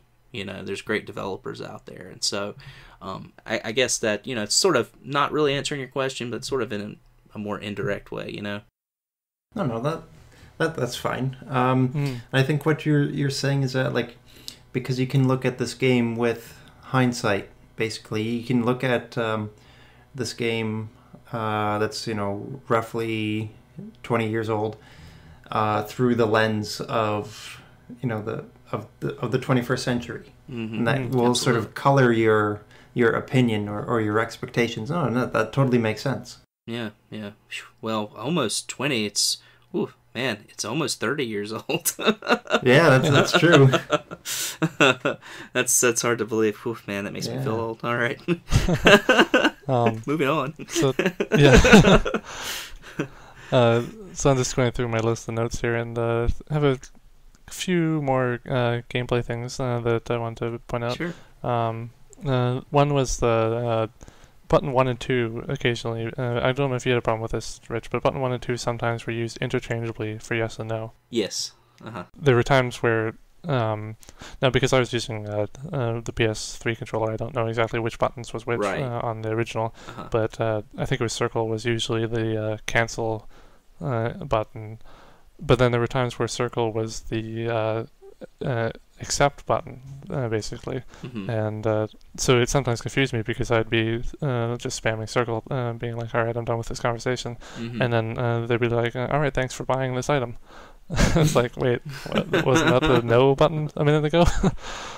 And so I didn't like that very much. That was a bit confusing sometimes. Yeah, I think that was frustrating. I think that was probably more of what you were playing and the way your console was set up. I didn't have any problems with buying something I didn't want to buy or anything like that. Yeah, that definitely sounds like just possibly, but but it was sort of that the same button. I mean, maybe the original was a little different, but the same button was used for yes and no sometimes. So I sort of thought that maybe the original would have been the same way, but button 1, I think it is, would have been. It would seem like it was always yes. It never changed. Right. But then button 2 sometimes seemed to change. Yeah, I ran into some problems. The only problems I didn't run into any buying problems, but I did run into some issues with the chest sometimes, Yeah, But that was another one. But it would be just like, are you sure, you want to do that? But that's, it always kind of gave you that fail safe to where, are you sure you want to, you don't want you just the have to make chest, sure you don't hit any button too fast, because if you did, you might hit yes. Right. Which is sort of like, oh my gosh, I do or don't want the chest. Please stop with all the chest questions. Just give me my gold, or whatever. So just something else. Just something else annoying about the chest, but for me anyway. It'd be nice to have a default answer, but I guess the game's a bit too old for that. Yeah. But the other thing was we didn't really talk too much. Well, you sort of had your story about the hovercraft, but what do you think about the vehicles, just in general, like the hovercraft, the ice digger, the Land Rover? Yeah, I really liked them overall. I did too. I thought they brought a lot to the game. I think some of them were. I guess my only complaint were some of them were a little underutilized. But like the hovercraft, I didn't feel like I went out on the water that much. Maybe twice. There was like the hidden city, and then there was the island where you got the. Oh my gosh, what did you get on that island? A piece of armor, I think. Yeah, a piece of armor. One of the Laconian items. Yeah. I think it might have been the Laconian. It might have been the mirror shield. I believe it might have been the mirror shield that you got off of an island. And that was a little underutilized. The ice digger was my favorite. That was really cool just to... and Floyd, since you haven't played, there's an ice planet, and there's like this ice digger that you can get, and there's certain parts where you can... of the ice where you can just drive your digger through it, and it breaks up the ice as you move, breaks up these big ice mountains, so you're kind of digging through it. That's pretty neat. Do you like excavate stuff, or is it just a means of transportation? It's kind of just a means of transportation, like at the secret regions, but it looked really cool because it's like they're mountains, and you're almost crushing these mountains. Digging through mountains, that's really cool. Yeah, it was cool. And the spaceship was really cool, too. I mean, flying from planet to planet, like Jamie said, I mean, you get the same animation each time, but at the same time, it just brought just a really neat element to the game. You're like, cool, I own my own starship, Yeah. I can pick up a lot of chicks in this, I mean, that was neat. But I think as far as interactive with the vehicles, the Land Rover was cool too, because you could go across the land a lot faster. You didn't run into as many enemies. If you wanted to avoid enemies, that was a great one. But the ice digger was by far like the coolest and most well done. But I thought all the vehicles were neat. It was just a nice touch to the game. It gave it that that outer space feel. It took it away, took it a little further away from that that Arthurian trope that we were speaking about earlier. So it really did give it an outer space kind of more modern technology type of feel. So I did like them. Cool. Yeah, and I really liked how much of a difference they made for making the journeys between each city easier. Some of the cities were so far apart. Going on foot was like you needed to fully heal up, and it was almost like going into a dungeon. But then you get the Land Rover, and you can go so much faster, and it turns it from a near-death experience between towns to just being sort of simple, fast journey. Right. So you guys haven't really talked about the music yet, and like RPGs are known for their soundtracks. Yeah. Was it forgettable? Like, how come you guys haven't mentioned it yet? I think my main reason I haven't mentioned it yet because there's just so much of the gameplay that I liked. But yeah, the music was really good too. Okay. I was a big fan of the music of this one. Some of the tunes a bit forgettable, but overall there were some that were really catchy, and some really epic dungeon and battle music and stuff like that. For the time, it was really good. And I think was it Jerry that was talking about, is it there something that happens with the music, like as you're playing it, and then you run into an enemy, doesn't it sort of like, it kind of tones down, that background music kind of tones down to where you can barely hear it, but then as the battle ends, the music doesn't just start over, but it just kind of, the volume just kind of raises back up on it. I think it's sort of... I think that's the idea they were going for, but I think it actually does cut the music during the battles to the point where it's gone. Okay. Unless it's so quiet that I'd have to crank up my volume to hear it, maybe. But it sounded to me like it was gone, but it does continue afterwards. Like it's almost as if it's still playing in the background somehow. Right, and that's something he mentioned. The battle ends, and and so you're not hearing the same like 10-second loop of the song over and over and over again. You're actually getting the full song every time. Right. Yeah, so that's pretty cool how it fades out and fades back in. Yeah.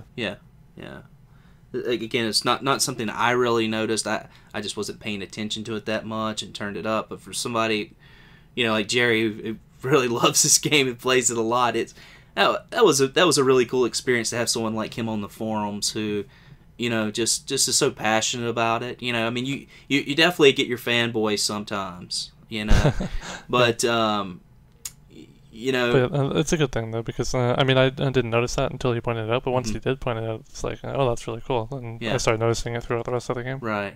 It's sort of invaluable to have someone like playing with you that knows so much about a game. It really added a lot to the experience. I thought anyway. So I thought that was really cool. And one other thing with the music that I was showing Rich beforehand, and Floyd, I'll send you the link to this while I'm talking if you want to listen at all, but there's a chip on the Japanese version of the game. It's called the Yamaha YM2413 chip, and it actually added extra sound capabilities to the Japanese one, which the European and North American ones didn't have. I'm not sure if they didn't have the chip at all, or if it was there and they just didn't utilize it. I don't really know what the issues were, or maybe because it was a different company, Yamaha, and there maybe was some licensing issues. But there's a massive difference in the quality of sound between the two versions. Yeah, I'll have to check that out. Yeah, thank you. Yeah, it's massive. It's so great. I'm going to include a link to the comparison video in the description for all the different uploads of the episode 1 here. Well, I know a lot of the Japanese iterations of early games tended to have better music. Yeah, it wasn't even that it was different music too. It was like the same music, but it was just better the sounding. Quality. Like a deeper bass and more range of notes and more synthesizer. Some things that are in the original. Yeah, and some things that in the North American one were like ear-piercing screeches. In the Japanese one, they were softer and more musical sounding. Yeah. Wait till you listen to the dungeons, like the difference in the sounds of the dungeons. The opening credits are one thing. Like when you turn the game on, you notice the difference. But man, the dungeons, wow, it's it's awesome. Makes you want to go out and buy a Japanese system. I can't read any of this, but it sounds so awesome. You could be almost playing the Japanese and the North American at the same time, side by side, just so you know what's going on. Yeah. Oh. I think that's about it for me for music. Did you want to talk about the sound at all, like the effects and stuff like that? Because there's quite a bit to say about that, I think. Sure. For battle sounds. The game, most of the time, there's just kind of a generic sound for enemies, and not really much difference in RPGs. Like every enemy will have more or less the same sounding effect, at least from what I've seen. And this one, the enemies had kind of that, but every enemy had a range of sounds. And they were very, it's hard to describe them, but they were very sharp and loud and very synthesized sounding, like high-pitched squealing and screeching and all these crazy sounds. But once you got used to it, it was kind of like a characteristic of the game. It's just sort of puts you back into that generation of the crazy sound effects that were happening around the 8-bit era. Yeah. And I thought they were kind of awesome, though really ear-shattering at some points. Right. I mean, I definitely think that, I don't think the sounds were an afterthought. I think it was more of a, that's just kind of the sounds they used, during that generation. So, very retro sounding, and probably the reason, it really didn't raise any kind of flag for me. That's just what I'm used to, and so I didn't find anything especially bad about it. I didn't find anything extraordinary about it. Just sort of average. I think that they probably put more effort into other portions of the game, which are clear and things that you can see, but it's still it's still good, Yeah. Though I do have to bring up the comparison between fighting some of the enemies and listening to a dial-up modem trying to connect to the internet.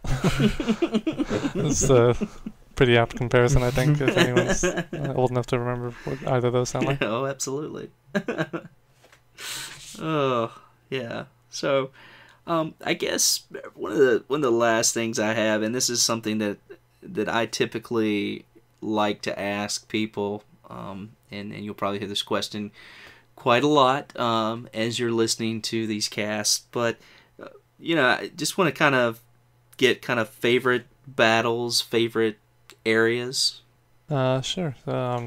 The favorite battle for me, I think, was Lassic, just because it had been building up to that for so long. Okay. It's not quite the final boss, but he's sort of the second to last major fight, and he just has some really cool attacks and a nice background and everything, and it's just a fun fight. I thought it was pretty good. I was high enough level. I was at level 27 by the end of the game, where I didn't have too much of an issue for difficulty. Mm-hmm. I'm pretty sure I managed to beat him on my first try. Mm-hmm. But yeah, I thought it was a really good battle. Close second for a favorite battle, because this one was pretty good too, was the nightmare after first visiting the governor, and I think it's called the succubus.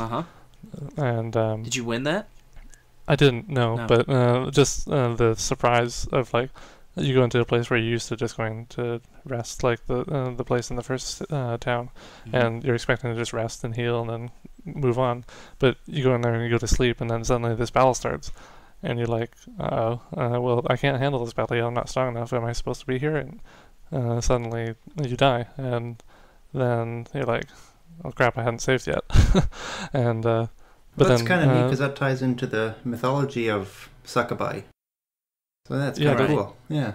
Mm-hmm. And so then, but then you just wake up and everything is kind of back to the way it was, and you're like, that was kind of foreboding. Yeah. I wonder, like, what's going to happen now? Well, let me start off by saying this, Floyd. You'll be disappointed. This one's not sexy at all. Yeah, no, not really. But yeah, is it because of graphical limitations, or is this one just really? I'd say it's a I don't know intentional choice. Okay, yeah, I don't know. Somebody apparently did not get the form succubus. Somebody at Sega did not get the memo.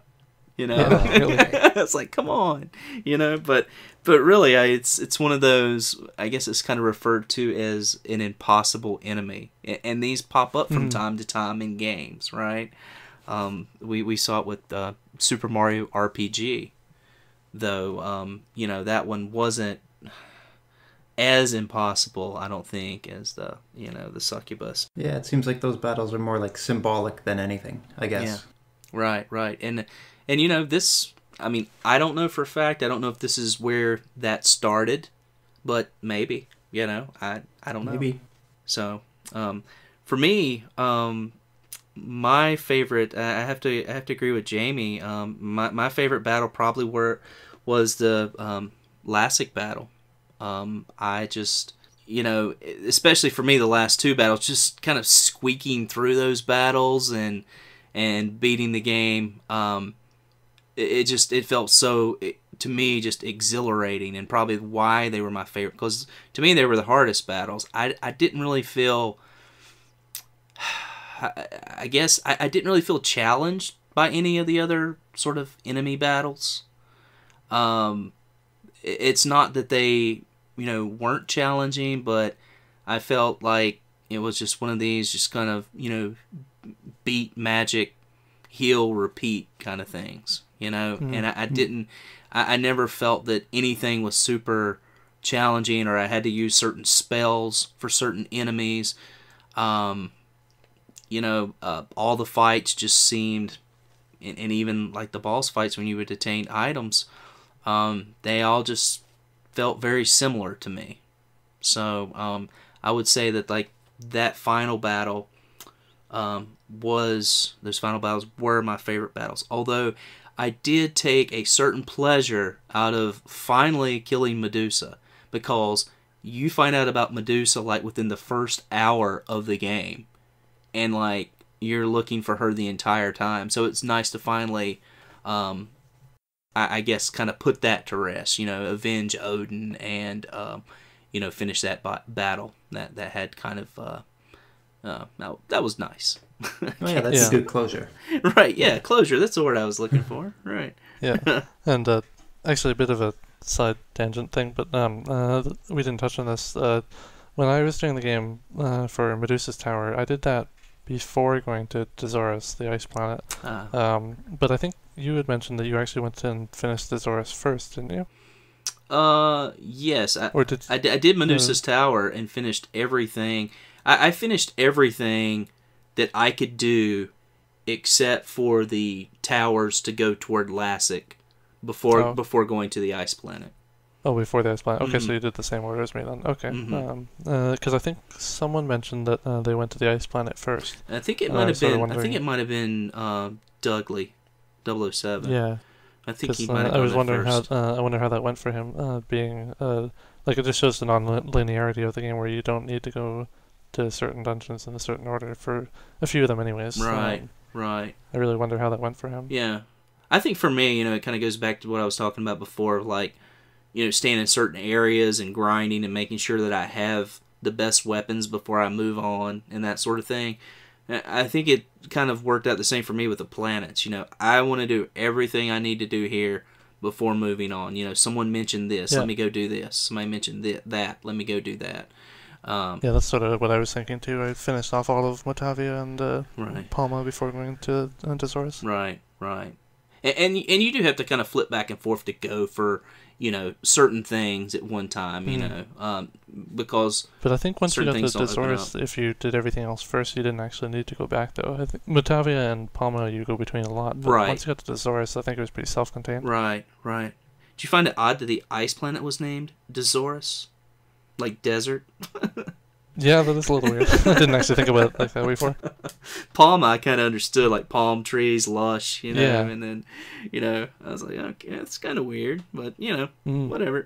Sometimes, it's kind of, that was one of the, I guess that was one of the things that, with the space shuttle or the spaceship that I felt was a little odd. It's like, do you want to go to, like, it would say, do you want to go to a certain town? It wouldn't just say, like, do you want to go to a certain planet? I almost wished it would just say the planet's name, because, trying to figure out and remember in my head which town was which was a little aggravating. I found myself flying to the wrong planet a few times. So. Yeah, that was definitely a struggle. That's when I was doing it, I don't normally do this, but for this game I was really strongly taking a lot of notes. Right. And like anytime someone told me something in a town, unless it felt really frivolous, I would write it completely word for word what they said down. Yeah. So that helped a lot, because I was also sorting things by what town they were in and stuff like that.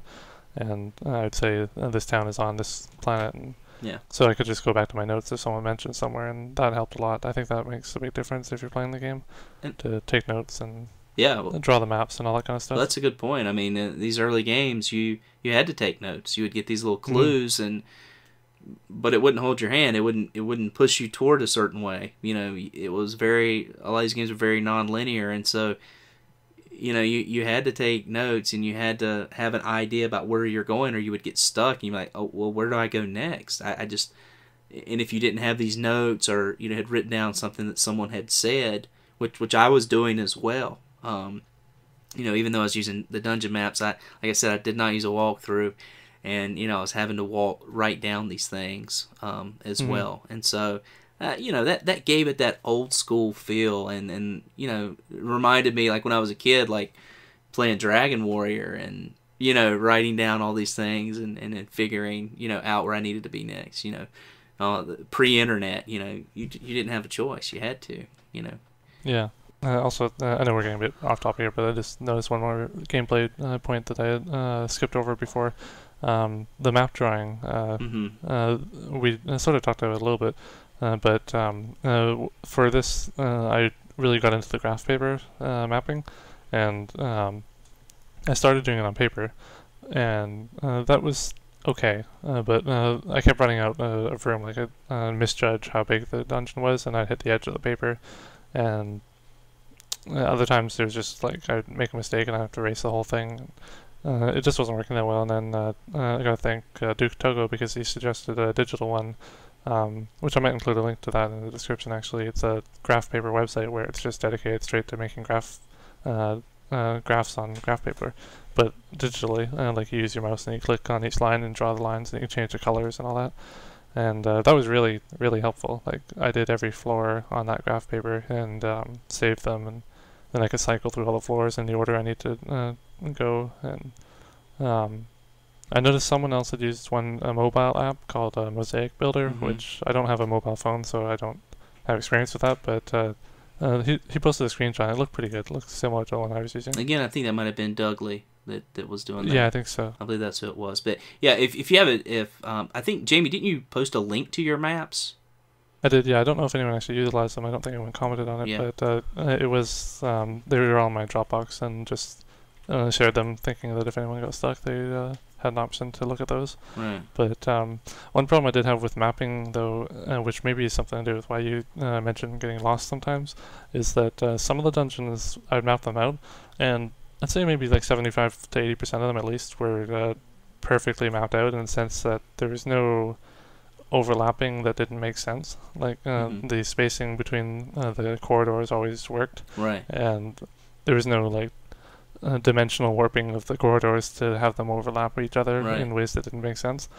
But there were the odd dungeon where it's like it would loop back on itself and cross over, and it's like, wait, there should be an intersection here, but it's just a straight hallway. Right. And yeah, so that was a little frustrating at times, because certain dungeons I just kind of had to scrap the map, and either that or I'd have to shrink certain hallways on the drawing of it. And just kind of make it work. But yeah, and one thing about the using the walkthroughs that I didn't have to deal with was traps. I can't imagine. That's something too. And Floyd, I don't think Floyd knows about the traps, so probably a good point to talk about traps and what those did in the game. Yeah, so there's the traps that the treasure chests have, which we've already talked about, and there's overworld treasure chests, which are basically the same thing. But then there's also trapdoors in the floors, which you have no warning of at all. You can't see them. It looks like any other floor, but you walk over top of them, and suddenly you're dropped to the floor below you. And it's completely disorienting because you hadn't been to this floor yet, possibly, if you're going down towards basements. And it's really confusing. And if you're trying to map out the floors, you have to kind of scrap your map at that point and just either exit the dungeon or try and start a new map of this lower floor. Yeah, that sounds like it'd be really, just like mind-bending. Yeah. You'd have to really change the way you're thinking. Yeah, so once you did know that the trap was there, though, if you got back to it, Meow actually had a spell called Trap, and you could use it. You'd have to be on the square before the trap itself, and then you just use that, and it'll disarm the trap, and then you can proceed past it. But if you either A, didn't know that, or B, got completely lost and couldn't find the trap again, it's definitely a major pitfall, literally, in the game. Did you get lost often? Because it's a dungeon crawler, so pretty much every hallway looks the same. Yeah, for the more simple ones where it didn't have much of the traps early on, not too badly. Because as long as I was mapping it out, I could see where I came from and where I was going, and it wasn't too bad. But yeah, the ones with the pitfalls, I pretty much got lost every time I fell down a pitfall, and I'd have to use like the flute or the exit spell to jump out of the dungeon, and then walk all the way back to where I was inside of it to disarm the trap, because I was just not able to wrap my head around starting a new map on a floor that I hadn't started where I meant to start. Yeah, and you could be right in the middle of that floor, not at a logical beginning point. Yeah, exactly. Fair enough, yeah. Yeah, and you had to, and the other bad thing is you had to use magic to disarm traps. That too, which, yeah. It didn't use too much, so I think it was only 2 magic points, but it added up if there was a lot of them. Yeah, there were some boards that had a lot of traps, and if you chose going the wrong way, you certainly would hit those quite a bit. So, all right. So, Jamie, was there anything else that you wanted to talk about this game? Any final thoughts, impressions, or anything that you... I got 2 more favorites. Okay. Just favorite boss visually was the Gold Dragon. Oh yeah. He was pretty awesome. It covered the entire screen, whereas most of the enemies are just kind of in the middle, more or less. That was pretty awesome battle, but not really my favorite battle, just favorite style of enemy. And then the regular dragons as well. Those were pretty cool looking. And yeah. Yeah, the whole impressive. Yeah, speaking about the golden dragon, the whole that whole cut sequence, feeding Meow the nuts, and you know, that cat turning into like a flying dragon beast. Was that was cool. I mean, it was just like kind of a cutscene, like right in the middle of the game, and almost like a Pegasus cat. right. Pegasus cat. Yeah, it was beautiful. I mean, it was just really, really well done. A really nice touch on your way to a battle against Lassic. So, again, kudos to the game designers. I think they did a great job, and especially to me, I guess my kind of final thing that I want to say is just with all the limitations, that they had back then. I think that the final product ended up being a very beautiful and just fantastic game. And for me, it was just something I was just so happy to be able to play. I know that Jamie and I were talking. A lot of people, play Phantasy Star. It was one of the suggested games, right? And it was like, we want to play Phantasy Star. We want to play Phantasy Star. I'm like, well, Jamie, I guess we're gonna have to play Phantasy Star. I was like, well, yeah, and I was so unsure with it at first because I never had any interest in most Master System games, and I especially had no interest in Phantasy Star. Not anything against it, but it wasn't on my radar at all. Right. And for me, it was kind of on my radar. It's one of those I'm collecting Master System games. I own it. I've heard so much about it. I love Dragon Warrior. It's so nostalgic for me. And to be able to play a game, on that the competitive system, to see what was on the breach enemy lines, if you will, and see what was on the other side. To me, that was special. And I was like, well, Jamie, if you don't want to play it this month, I'll play it. And I was like, well, just wait till my month comes around, we'll play it. And you're like, and you're kind of thinking about games you want to play, and you're like, nah, I'm gonna play it. So I guess my final thing to you, and we're gonna wrap it up. Are you glad you played it? Oh yeah, definitely. And I think I mentioned somewhere that I've got with one of the Dreamcast ones, Phantasy Star Online, and the Genesis collection has more, and so I'm definitely interested in someday going through more games in the series. Right. All right. Yeah, so that's pretty cool that a lot of peer pressure from guys on RFGen, and it was a positive experience, and it's pretty cool that it was able to open your eyes to a whole new library of games and everything. Yeah, absolutely. And got me to beat my first game off of that Genesis collection, which I wasn't totally expecting to get much use out of the collection, but I finally did. So, if you've listened to this podcast, you're a participant in our playthroughs, we really appreciate your time and your effort. If you've learned anything, it's to keep nagging us about games you want to play, and hopefully we'll get around to the long list of games that we currently have. But we're always open to your suggestions. Please post on the forums. If you have any thoughts on Phantasy Star, anything we just talked about, please post on the Phantasy Star forums, and then we will also have up a forum for this podcast, so you'll be able to post your thoughts there as well. We're really looking forward to hearing those, especially on Phantasy Star, and we will move on to our next game and look forward to hearing your thoughts on The Last of Us. Yeah, give me some more reasons on why I should play this. And I also want to say, don't feel obliged to stop posting at the end of the month, because The Last of Us has gone on now for almost 2 months, and we're still getting topics and more discussion going. Yeah, discussion. And it's awesome. The discussion is always nice. It's always fun to hear what you guys think. Thank you.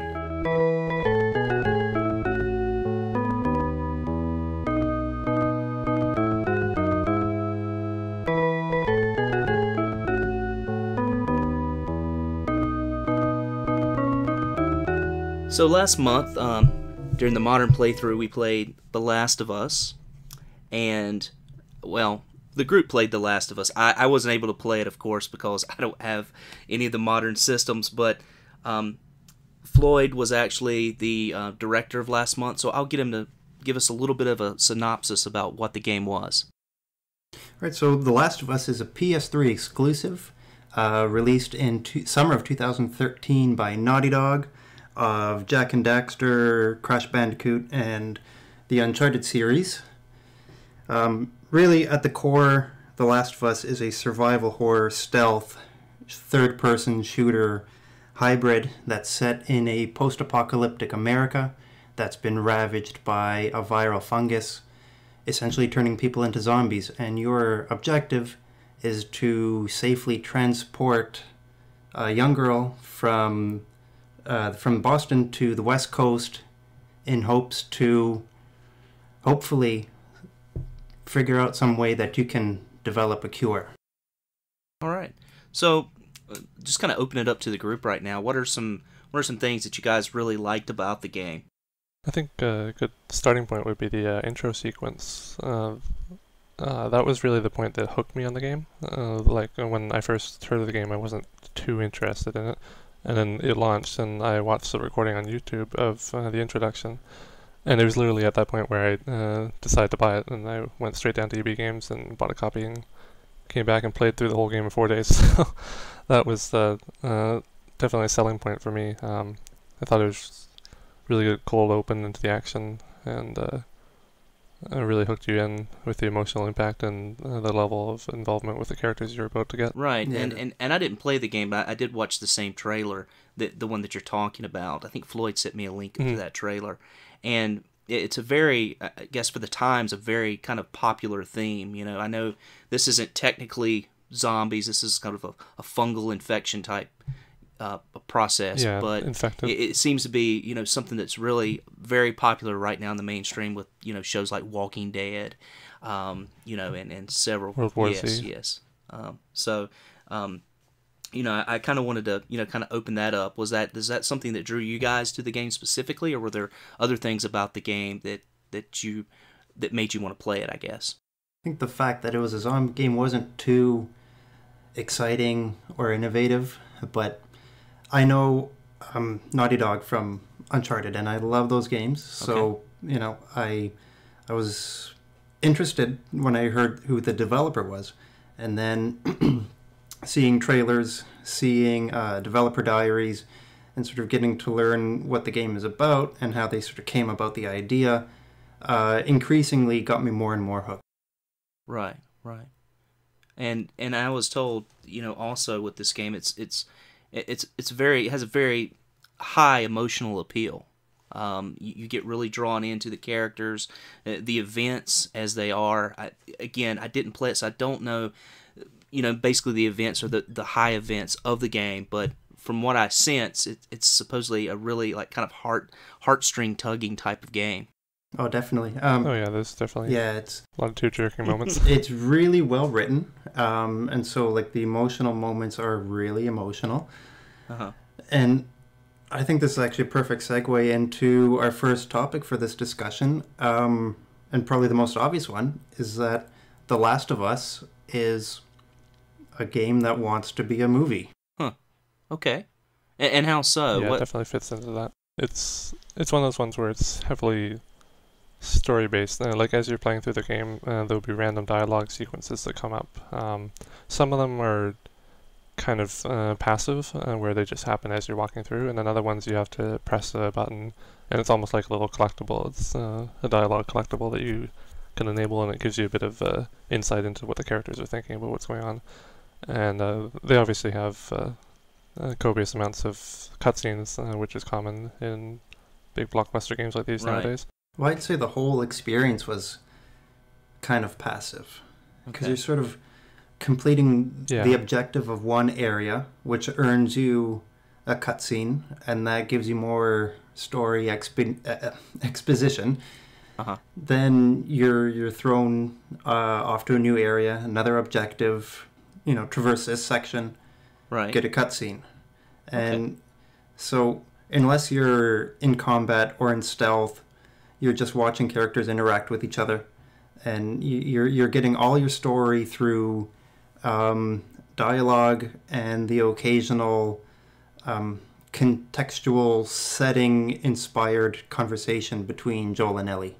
And even the environment too is a bit of a story element in itself. Like you can see where familiar landmarks and environments have decayed. Yeah, it's set in like a sort of a fictionalized, Boston or Utah. So, like if you know these cities, then you'll sort of pick up on what this landmark is supposed to be. Oh, okay. And yeah, it's everyone will say to varying degrees that the setting itself is a character. Oh, so it very much has a sense of realism, like with Parasite Eve, which was basically restricted to Manhattan. I mean, there were so many familiar landmarks and places, in that map, and so you're saying this game is sort of takes on that same kind of direction. Yeah, it's the same kind of idea. Okay. That, you're scale. in Boston because of that like red stone, red brick type architecture. But it's not quite Boston. It looks like it, but it really isn't. Okay. So that probably gives it a little eerier feeling in that sense as well, right? Not the same, or not real Boston, but something post-apocalyptic sort of Boston. Right. Okay.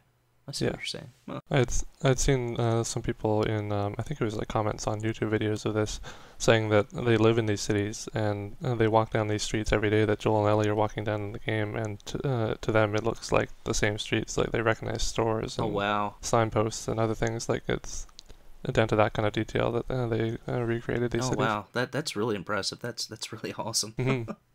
So you guys are saying it's a movie.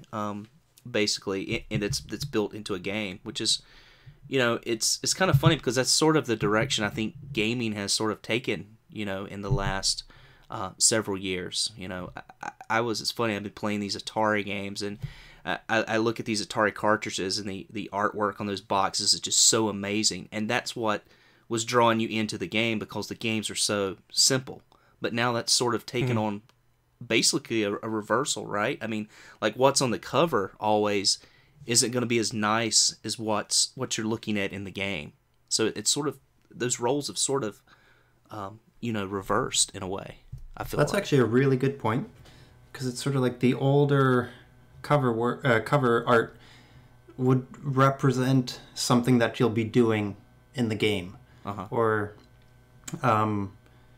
sort of it would be a visualized picture of almost like a gameplay mechanic. I'm sort of thinking about Pitfall, and you have the guy swinging on the rope. Right. Whereas in modern gaming's art, it'll just be the main protagonist or the main group. And that, I think there's a shift in focus from... I kind of don't want to say it, but there's a shift in focus from gameplay to characterization and plot. Oh, yeah. Yeah, definitely. I think the older ones had to focus on the actions in the game, whereas the newer ones, on the characters and the story. Right. Sometimes the environment, depending on the game, but usually the characters. Yeah, and they have so much more leadway now. They can do so much more with games. So it's obvious that they would, really go in that direction, which is, from what I've seen, in those type of games, it's fantastic. So, I was talking before about how emotional, the game was, and how people get immersed into the game. Can you guys tell me? I mean, I didn't get to play it. I'm fine with the spoilers, and everyone who's listening to this should be fine with the spoilers. But if you would just tell me like some key moments, some things that for each of you that really kind of set the tone for the game, and these emotional moments that kept you going and kind of drew you in. I'd say the tone is set right from the bat. Okay. Yeah, definitely. You see a cutscene that introduces Joel and his young daughter, and Joel's daughter wakes up in the middle of the night to an empty house. And it's all eerily silent. She's wandering around the house and stumbles into her dad's room, into Joel's room, and the TV's on, and it's the news, and a reporter is saying that something tragic has happened in the downtown core. And then right at that moment, there's a contextual cue to press a button that essentially triggers an explosion way off in the distance that you see through the house window. So you know already that there's violence. And meanwhile, Joel's daughter is getting more and more creeped out and tense that she can't find her dad. There's assumingly there's riots going on downtown. and she's continuing to explore the house and finds Joel's cell phone, and there's missed calls and missed texts. And when Joel finally enters the picture, he shoots an infected person. They've, lost all humanity. They are just bloodthirsty monsters, and he shoots this monster and who happens to also be her neighbor that she just talked to. And that's right, yeah. So that already gives you the second point, is that nobody's safe. So we have violence, everybody's at risk, and further on, you try to escape the town, and you run into the military. I'd hate to give away this big moment because it's a fantastic moment, and I'd love for people to experience it themselves. So I'll try to keep the spoilers to a minimum. But you run into the military, who shoots Joel's daughter. So, there's violence. Everyone's at risk. You can't trust anybody. And that sets the tone right off the bat. Oh, wow. I really like how, actually I got a couple of points with the intro. One is that I like when you're walking through the house, and as she gets more nervous, you can see her doing things, like little things, like kind of grabbing her other arm, and sort of her body language shows that she's nervous. It's not just like the things she's saying. Yeah, the even the way she's walking fantastic. through the house and stuff like that.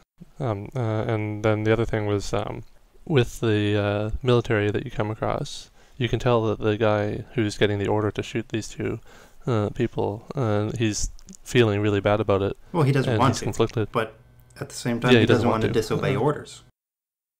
Yeah, because he even says, you can hear him saying to the transmission, he's like, "Sir, there's a little girl here. Are you sure you want to do this?" kind of thing. And then he just has to go with orders, and that's the confusion of what's going on. So is the battle basically against the infected, or are there other foes that you encounter in the game? There are definitely others. Okay. I made a list of the ones I could think of off the top of my head, and I came up with 5 main groups. Okay. Some of them we'll kind of touch on a little bit later, I think. But yeah, it's definitely the infected is the main enemy of everyone. Okay. And then, but throughout the game, I find that they're actually the most predictable and the easiest to deal with, because when you get into fighting the real humans, those are the ones that they do things you don't expect, and they can kind of be a little bit more terrifying even in some ways. So the feeling of that, you're shooting things that are, quote, infected, but people that obviously were humans at one point, and then you're actually shooting humans. Right. Mm-hmm. What's the, I mean, that's so bizarre, but does that, I mean, how does that feeling, I mean, with both, are you kind of feeling like with both you're actually shooting humans, or is there something like with the infected, is there something beyond humanity that makes it okay to do that? And I'm guessing that's what the game is making you question here. Well, midway through the game, a supporting character debates this philosophical idea that perhaps inside these infected monsters there's still a person. Mm-hmm. And it because this group that you run into, they find it difficult to kill anyone, right? And even though they have to do it in order to survive. But I think that parallels the physical violence, parallels the almost internal struggle that Joel and Ellie go through, and that the player goes through. It's, even though it's a game and killing takes center stage, it's often very brutal, and it's tough to witness. It's not like an arena shooter where you're racking up points for shooting as many guys as you can. Right. This makes it uncomfortable to take out your foes. Yeah. Okay. So, and I know we're going to touch on themes throughout this conversation and events and different things. And so, one thing I want to sort of get to the gameplay a little bit and talk about maybe the controls and the mechanics for this game. I know that primarily it's sort of a stealth game, and I think Floyd, you and I spoke a little bit, and I said, so, I was kind of questioning, because of course I haven't played it, and I was like, is it little like Metal Gear Solid to me is the ultimate sort of stealth game. That's what I would refer to and what I'm most familiar with. Is that kind of hold true for this game? Is there more to it than stealth? So I just wanted you guys to kind of talk about that a little bit, and also about the controls. Well, in terms of this, I think. Go ahead. Go ahead. I think for me, it's one of those games that give you choice. It can be a stealth game if you wanted to, but it can also just be a run and gun game. I feel fairly early on you get powerful enough where it can be run and gun if you choose, and if you're good enough. But there are certain areas where it definitely requires stealth, because there's just too many targets and you don't have enough bullets to take them all out. I would say that the limited resources definitely make you assess the situation and determine your style of play based on that. Okay. Now, I'd say it's really different from something like Metal Gear, because in that even in the game's tagline, it's tactical espionage. In The Last of Us, it's more about trying to find out where your enemies are in relation to you, so that you can sneak up on them. But you can't see the whole layout of the area at once. You might see a room, or you might be able to see through a door into another room. But that's why there's the optional feature of it's called listen mode, and it's basically like an echolocation, so that you can hold R2 and that enters listen mode, and you can see the silhouettes of your enemies and roughly where they are, and that kind of helps you determine your next move, helps you decide, okay, am I gonna take this guy out, or do I sneak past him? Do I stealth kill this guy? Do I go in guns blazing here? Everything is really based on the situation you're in and the playstyle you're most comfortable with. Okay. Okay. On the listen mode, if you play without the listen mode, that makes a pretty big difference in how your gameplay experience is going to be, because I find that without that, it really does turn into a more stealth-based game. Well, definitely, and because makes it more realistic. You don't too. know where everyone is. Yeah. Because in real life, if you're trying to, escape your captors, you won't be able to see through walls, and it makes every move count. It adds more weight to your decisions, and it amps up the circumstances for what you do. Yeah, exactly. And the harder difficulties also one thing with those. Like if you're playing on survival instead of normal, it actually lowers the number of drops for either the crafting items or the ammo. Okay. And so it even makes the survival instincts and the stealth play amped up more because of that as well. Now, does it make you? I mean, again, I don't know much about the game, but are there like melee weapons as well as like guns and things like that use ammo? I mean, are you able to conserve ammo, conserve supplies, and things like that in this game as well? Well, yeah, the melee weapons you can get they're pretty brutal melee weapons. You get 2x4s, baseball bats, metal pipes, and not just that, but you can also with the crafting system add things like scissors to them, which you can use to get an extra couple hits into your melee weapon. To make them more deadly, instead of something that you have to brutally be beating down on someone. It's just more of a one-hit kill kind of thing. Okay. See, most of the melee weapons are really designed to sort of stun your enemy, so you can, get an easy kill shot on them, or so that you can, while they're stunned, run up to them and either attack them with a shiv, or totally run past them. And this is another thing about the different difficulties. On easy and normal, I don't know about hard, but easy and normal, if you exit an area, the enemies in that room won't follow you into the next room. But on survivor mode, even if even if you don't kill any people in a room, they will follow you into the next room and the next room. So you do have to at least play more violently. Mm-hmm. So I know, is that something you encountered, Jamie? I didn't actively notice that, but that's quite possible, yeah, because I did notice that they seem to be kind of a bit more active in trying to find me, but I didn't really, because I didn't realize that, it didn't stand out to me as something different, because I had played my first playthrough on normal and then my second playthrough on survivor, but it didn't stand out to me as something different, but it's quite possible that it was and I just didn't notice. One thing I was going to say for anyone who hasn't played the game is with the melee weapons, they actually have limited use, and it's very limited. Like the 2x4s, you only get 4 hits and then they break. Oh, okay. And so, like Floyd said, you really want to use them as a bit of a stun weapon. Like, you get a couple hits on someone and then you finish them off with a bullet or two. Okay. Yeah, sort of like, I guess, Fragile Dreams that we played last year. You only get so many uses with that weapon. which to me was a little annoying, but, at the same time was... you're easily able to replace it, but it sounds like in this game, items are a lot more scarce. Mm-hmm. They are, yeah. Some of the things are a little bit unrealistic with the breaking. Like I really don't think a metal pipe should break after 6 or 7 uses, but things like the 2x4 make a little bit more sense. In rain and snow for about 20 years, so there's some plausibility there. I guess you have to consider. Yeah, you have to consider that much.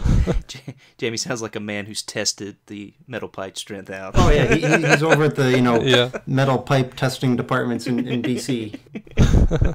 We have the control group, which is freshly made pipe. So I wanted to talk a little bit too about the setup of the game. Apparently, from the way you guys have been talking, you go from area to area. Are these set up in sort of stages? Are there boss battles at the end? Are there boss battles in the game? So there's only one pseudo boss battle I can think of. Yeah, there's sort of like almost boss rooms, sort of, where it's not like one enemy. It's just kind of at the end of an area, there's a certain room that'll be really, really difficult.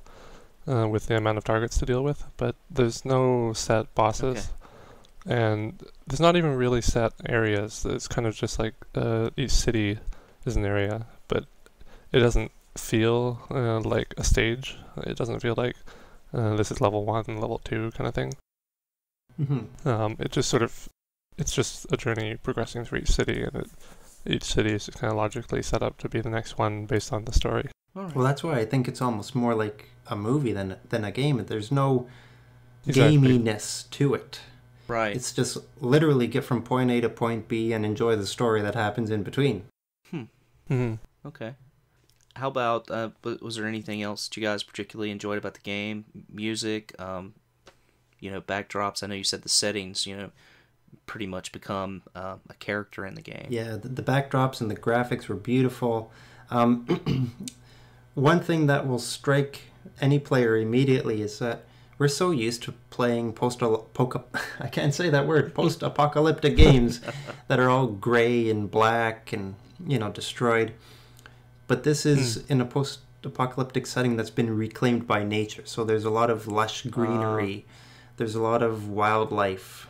At one point you run into some animals that have escaped a zoo. Oh, wow. So... it's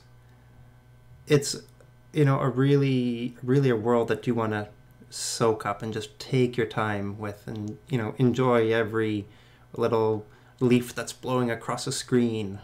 And the music, I think in that sense they sorry, before we get to the music, I think on that sense they took a lot of inspiration from the book / movie documentary The World Without Us. I don't know if that's like seen that. It's a really good comparison. I like that. Yeah, I think that's where a lot of the post-apocalyptic style came from. Because one thing I actually like with the post-apocalyptic thing in this game is that a lot of games and movies for this sort of thing, they're showing the downfall. Like, it's very current time, maybe near future. But this is 20 years in the future, and it's like humanity's already lost. And at this point now, it's just about the survival and just trying to keep going. I just wanted to kind of touch on that before we moved on to the music. Sorry, what were you going to say? Oh, yeah, right. The music is really minimalistic, so it doesn't interfere with anything. It's just really there to help set the tone of a setting, or, you know, convey what's going on in a cutscene. You know, really tense moments will have, you know, really rhythmic sort of beats and drumming happening, and really quiet moments will have just really simple, I don't know how to put it, like simple, quiet, melodic, soft guitar playing in the background. Perhaps we can put a link to the soundtrack, which is on YouTube, which I highly recommend everybody listen to it. It's really nice. Yeah. Yeah, I actually ordered a copy of the physical CD for the soundtrack off eBay. Really enjoyed that. Okay. Yeah, and there are other sounds in the game too, as I've been told, right? One of the more unsettling probably being the sound of the infected. As I've been told. Just a clicking noise. Yeah. The clickers. Yeah. Just enter a dark room, you know, and it's all cobwebby, you know, very little light filtering in, and you just hear clicking and groaning, and it just makes the hair stand up, and you're on the edge of your seat just wishing that nothing sees you so you can sneak through this area without stirring any trouble. Yeah. Yeah, I definitely like how everything about the infected in this game were more unique than the typical zombies. It's not your run-of-the-mill mindless zombie. It's something special. Mm-hmm. But yeah, it's great that they made 4 types of zombies, basically. You have the first stage of infection, which are called runners, and they are your typical mindless, you know, bloodthirsty monsters. Yeah, they're a bit closer to what most people expect from zombies. Okay. Then you have stalkers. I should say that the runners still have full sight. They still have full use of their vision. Stalkers have some vision, and they will try to flank you. They're more sneaky than runners are. Clickers are the third stage of the infection. They're the iconic enemies of this game. They have no vision whatsoever because fungal plates have grown out of their skulls. And at one point in the game, you're in a university and you see an X-ray of one of these clickers. And so you see how this virus has taken over from the brain and grown out the eye sockets. It's gross, but it's cool. Yeah. And they're the ones that obviously make that clicking sound. And the fourth and final progression of the virus are called bloaters. And they're these big, like the name implies, bloated hulks. And they're slow moving, but they are powerful, and their fungus has almost grown into an armor on their body. So they take a lot of gunshots to take down. They will deplete your resources, and you want to avoid these guys at all costs. Yeah, and that's the pseudo-boss that you were talking about, I'm assuming. That's right, from, yeah. Earlier, yeah. When you first meet these guys, it kind of is a bit of a boss fight, but then later on they turn into almost regular enemies, though not as common as the other types. So is that the final stage of the disease, or do these guys... It's the final active stage. It's not really considered a final stage, but I almost want to say the real final stage is the point where they've it's touched on a few points in the game where the infected will eventually feel ready to die almost, and they go and they lay down in the corner and just turn into nothing but fungus. Like their bodies just deteriorate. Yeah, just sort and of they like kind imagine, of morph into the wall. Imagine moss growing on a tree, just spreads along the walls, and they become part of the building. And at that point, their bodies just give off these spores, which will carry the infection through the air, and anyone caught in the area without some sort of gas mask will be infected themselves. I see. Okay. All right. But most times throughout the game, they don't consider that a form. It's just kind of the death stage, I guess. Okay. With Parasite Eve, one of the things that we kind of discussed were the weapons and the ability to manipulate weapons. It seems like there's a little of that going on here, and it might be a fair or a good comparison point for you guys to maybe talk about, the weapon systems, basically the different types of weapons, and maybe what were your favorite weapons in the game? What did you enjoy using the most? I think for me, let's see. I think there's one called El Diablo. It's a pistol that you get fairly late in the game, maybe 3/4 of the way through. I think that probably has to be my favorite one. It's a very powerful but limited capacity pistol, which is in most cases a one-hit kill, maybe two at most. And like its name implies, it's just extremely powerful and loud, and just a fun weapon to use. Yeah, that's definitely a great weapon, and I really loved it too. As far as the firearms go, that was probably my favorite. It really helped me get out of a few jams where I could use the noise that it created to attract enemies in one direction while I ran away, and also just take out a target in one shot. Because as later on in the game, the enemies basically get stronger to ramp up the difficulty, so I relied on the shorty, the sawed-off handgun, or shotgun, a lot. Yeah, that's a good one too. But ultimately, 2x4. 2x4 all the way. Now Yeah, that's true. That's definitely a good one. Now, were you in this game? Were you limited as far as what you could carry? Could you just keep carrying inventory? Could you deposit it somewhere, or was it just a short supply? It's just short supply on the ammo, but in terms of capacity for weapons and stuff, they kind of drop the realism with that, and you are a bit of a one-man army carrying, like, I think it's like 12 guns or something like that at the same time. I think you carry a hunting rifle, a bow, a pistol, a revolver, the El Diablo. Like 4 pistols. So, yeah, you've got a whole arsenal at your disposal, but 2 different shotguns. They all might only have 4 or 5 shots at most. Okay. So you have options, but your options are limited at the same time. Yeah, and that 4 or 5 shots that you mentioned, that's on normal mode. On Survivor, most of the time my guns were empty, and I'd have maybe 3 guns that had like 2 to 4 shots each. A lot of times I was really stretching for ammo. Right.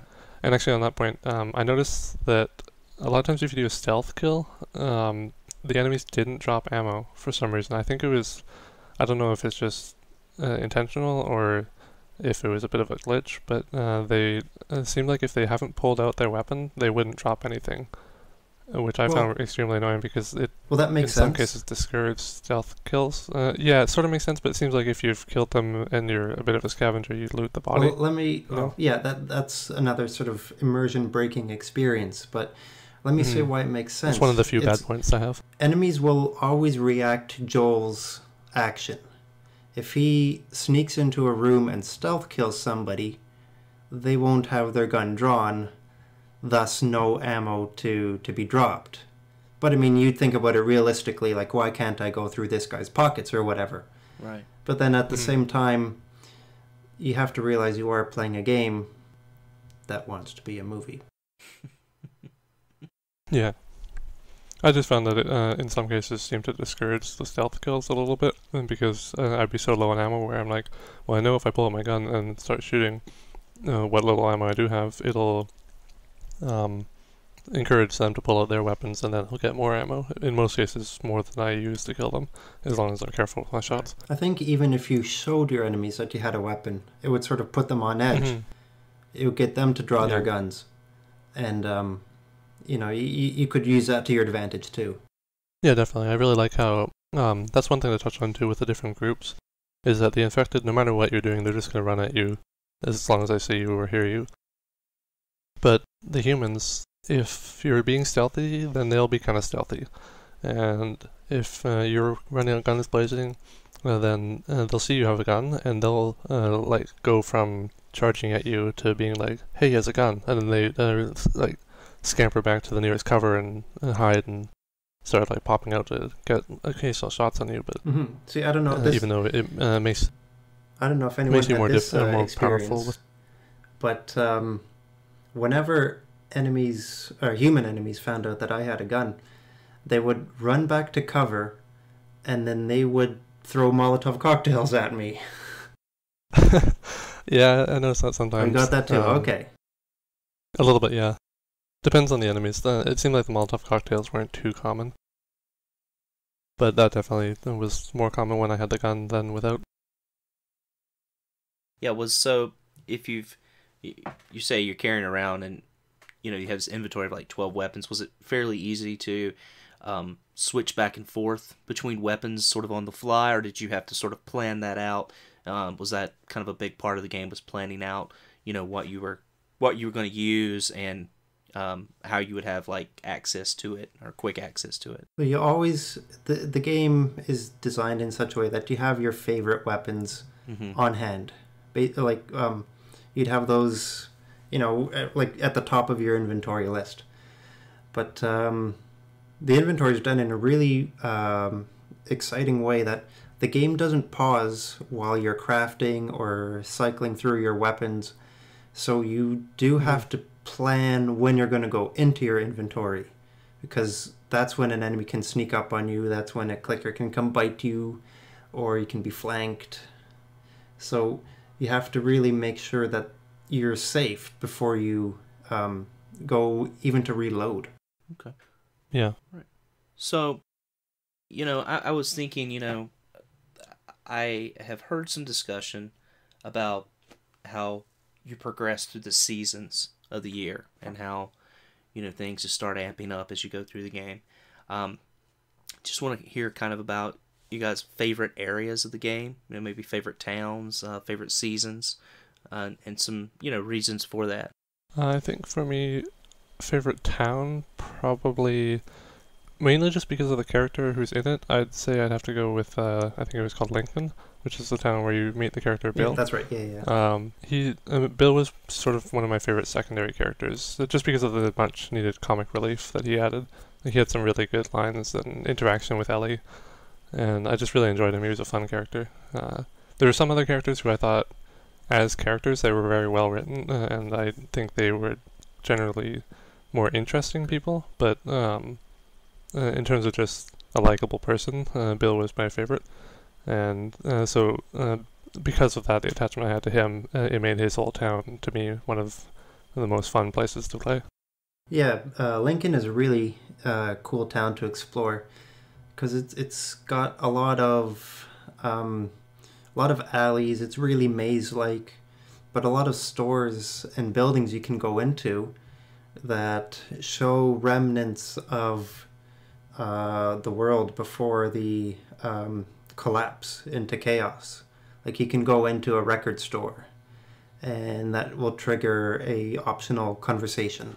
Or you can, in sort of, because Bill's a very paranoid character, so he's blocked areas off and you have to climb over semi-trucks and all. So it's really maze-like, and you have to watch out for his traps. So it's, even though you're in a relatively safe place, you can't let your guard down. My favorite season would be winter, just because the game really shifts gears in winter. Joel has been pretty seriously wounded, so you take control of Ellie, and you have to find medication for Joel. And you are introduced to the most, I think deranged is the only way I can put it, character named David. Yeah, he's something special. Yeah, really, you have to see David's scenes to really understand what he's about. Yeah, and he's voiced brilliantly by Nolan North. Did you guys realize that? I didn't even realize that. The same guy who did Nathan Drake. Yeah, he's right, Nathan Drake. Yeah. He does a very Nathan Drake. He really departs from his typical shtick to the point where I didn't realize it was him until way after the fact. Mm-hmm. Yeah, but yeah, that voice acting was really well done. Like his mental instability is really conveyed through his voice. Mm-hmm. Okay, cool. Yeah, that was for me the favorite season too, and definitely winter by far. Just in general, I usually enjoy winter scenes in games. They end up being like the environments are nice to look at, and the ambience is usually really nice. But yeah, in terms of the events and stuff, it's definitely one of the most intense and emotional scenes. Yeah, it's a Canadian thing. We really like winter. Yeah. So, one thing I wanted to touch on for winter is, what did you guys think about the interrogation that Joel gave? to sort of, like, I felt that really put him on the spot as not maybe not so much of a good guy, but maybe a little bit something else. Well, there's a bit of a duality to that scene, I think. Yeah, definitely he's not a good guy, but he's fighting with all he's got for somebody he really cares about. Yeah, you see that he's lost his sense of humanity, but he hasn't lost his sense of, caringness in a way. That's the only word I can think of right now. Like he does care about Ellie, and he wants to see her survive. He's definitely, he has his good side, and overall his intentions seem good, but generally I found that he seemed to be portrayed as like subtly actually a bad guy. Yeah, that's a good analysis. So there was, I guess it's fair to say, there was a lot of hype around this game when it in 2013, and a little bit. Yeah, well, but so I take it as most of the people who played it in our playthrough, you guys really enjoyed the game, and I guess I want you to talk a little bit, the three of you talk a little bit about what it was that you enjoyed so much about the game, and if the hype as it was, if the game really lives up to that hype. Well, I got to talk about, in many ways, I did not care for the game too much, and one of the things we've been talking about here is the level of immersion and how much of this is actually a game and how much of it is just cinematic, and are we just playing our way from cutscene to cutscene. And I can't help but compare my experience in this game to Splinter Cell Conviction, which was a game that had stealth in it, but it was broken up into levels that were broken up into sections that you could reset if you mess them up and start over again. And it was a stealth game where if you got caught, you can go on a shooting spree, much like The Last of Us. But when I was playing Splinter Cell Conviction, I was compelled to reset the level every time I broke stealth. And when I started playing The Last of Us, I had the same compulsion. And you do have that option. If you break stealth and get caught, you can just pause the game and restart the encounter. And I found myself doing that a lot in the beginning. But I quickly realized that how much that was breaking the immersion that the game was trying to provide for me. And I just felt like over time, over the 15 or so hours of the game, that there was the immersion just eroded away until there was nothing leaving me caring about these characters, to the point where when a main character died, I was more happy than I was upset or sad about anything. And I found myself kind of looking forward to characters being killed off because I didn't like them. And by the time I got to the ending, I was actually hoping that the ending was controversial because Joel and Ellie would die at the end. And I wasn't it sounds sadistic to say I was disappointed that they didn't just die at the end, but that's how little I actually cared for these characters. I was disappointed when Bill didn't get killed,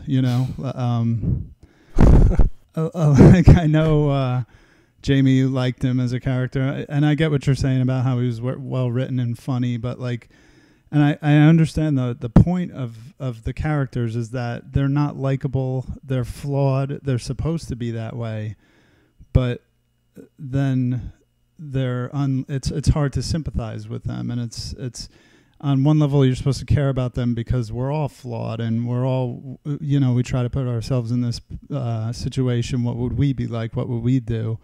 But I'm playing a video game, and it's, in the beginning of the game when Tess, I'm trying to be stealthy, and Tess runs in and opens fire and breaks stealth, So 45 minutes later, when she sacrifices herself, I'm not sad that she sacrificed herself. I'm happy that she's dead and out of my way, because I didn't like her and she was messing up the experience for me. So let me just point out that at this point we know that we do not want to be with Shawn during a zombie apocalypse. Yeah, he is going to want all of us dead. Because if something happens, he's just not going to care.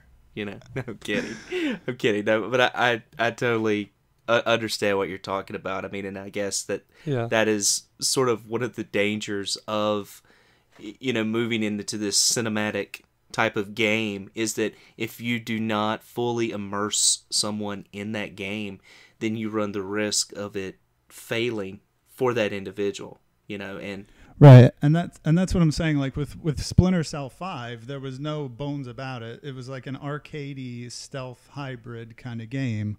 But with The Last of Us, it's like, okay, you're playing this like grand saga, this cinematic experience, but then, you know, through trial and error, you just get killed all the time, and the AI is really bad. Like Ellie can just walk out in front of an enemy a lot and they won't see her, but they'll see you very easily.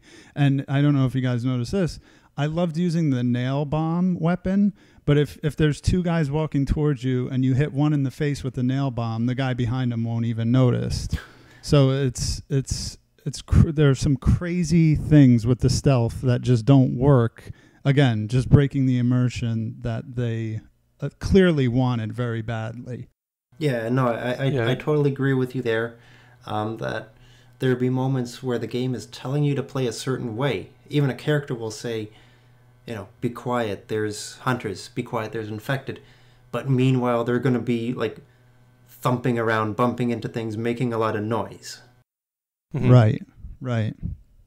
And now, I on the other side of this, I don't want to just beat up the game. I'm trying to offer, like, a, you know, kind of a dissenting opinion here, but it's good to have a counterpoint. Yeah, but the game does excel where it lets you avoid combat, and there are certain sections that are like beautifully done where you can actually sneak past clickers or sneak past bloaters, and I loved. I love scenarios in games, or you know, games in general where you can avoid combat, and that did work sometimes in this game, and I did like that. Yeah, on that note, there was a scene where the first time I played through on normal, it's in the basement, the flooded basement of the university, where there's all the infected around, and you're supposed to turn on a generator to enable electronic key door lock, so you can escape from the area. And when you turn on the generator, well, I guess this is a little bit of a bad point too, it sort of spawns in all these infected because they weren't there before, and suddenly you're dealing with like a bloater and a bunch of clickers and runners. And the first time I played through, I wasn't expecting it, and so it was like a bit of a wave defense. I was just kind of in the room trying to dodge what I could and fight them off until I killed them all. That's how I tackled that area. Yeah, but then through my second playthrough this time, which was even on survival, so I would have expected it to be more difficult, I knew it was coming, and so I went through the whole place, explored everything I needed to do, and then the very last thing I did was turn on the generator. And as soon as I did that... How about you run us through that section for your playthrough? So you turned on the generator. What was your next move now that you knew enemies were spawning? Yeah, so now this is the point where it ties in with what Shawn was saying. I knew enemies were spawning and I knew where the exit was, so I already had the key card to get out. I just needed to turn on the generator, so I get that done, and then I run straight for the exit, which was actually blocked off by a bloater, but I got really lucky in this point where he was doing his slow attack where he throws his little spore bombs at you. And so while he's doing that, I run past him, open the door, and just escape without killing a single enemy. And I found that was totally lucky, but at the same time really awesome that you can actually do that. You can escape an area and it doesn't force you to fight everything that's in there. Yeah, that's pretty cool. My favorite stealth combat avoidance scene was in the bookstore. That's sort of the 2-story building where you first have to sort of navigate through a maze of blockades, like roadblock type things. And so I really stealthily snuck through that maze without getting caught. Got into the bookstore, and knowing where you need to go really helps in this game. Got up to the second floor of the bookstore. I was actually spotted, so I was able to knock a guy back with a 2x4, and I managed to hide. But when I found the exit, there was maybe 3 or 4 hunters standing right around there. So I was able to use a smoke bomb, distract them, and run straight through to the ending. I think stealth is a lot of luck and using your environment to your advantage. I think, yeah, Jamie, you can attest to that, right? Mm-hmm. Yeah, the stealth is very luck-based, but at the same time skill-based too. Mm-hmm. And like as long as you're aware of where the enemies are, then it's just about making sure you're careful and also not forcing yourself to constantly be progressing forward. You have to be willing to actually backtrack a little bit, because there are certain times where you'll get into an area where you see where you want to go, but some enemies will come around the corner that you weren't expecting, and then suddenly you have to really quickly crouch and sneak back the way you came without them seeing you. Yeah, there are a lot of moments that it's tempting to run to the goal because it's so close. But if you do, you're gonna trigger a huge battle. So there are moments where it's best to just sort of lay low and wait for enemies to literally walk right past you as you're hiding behind a car or, debris, and then just scoot on over to the end. Mm-hmm. Now I think I'm going to touch on a few dislikes I had with the game, which some of them Shawn kind of touched on before already. But the major one for me was in terms of the AI, really. And that's when you're trying to sneak up on an enemy in stealth. There were a lot of points where, obviously, there were times where they should be able to see you. Like, just for some reason they don't, but they should. And you're a little bit out of their range. And you're staring right at them, but they don't see you. And then there were other times where I was sneaking up behind someone, and repeatedly, after I would die and have to try again, within like 3 feet of them, they would suddenly turn around, scream at me, and start killing me. And I couldn't understand for the life of me why this was happening. Like even after a couple times dying from it, I would carefully look everywhere, and I couldn't find any line of sight with another enemy that would have explained why this one suddenly turned around. And so there were immersion breaking scenes like that where I was trying to be stealthy, and the game was just like, no, this has to be a big fight. Mm-hmm. A lot of my... And so that was my main complaint. I'd say my main complaint is, and it's not a big one really, but during my playthrough, there were a lot of times where I'd go in to attack and just the hit wouldn't register. And, so then Joel would have to go through his attack animation and sort of go back to his ready animation, and that opened me up to just being pummeled. Yeah, that was a big problem too.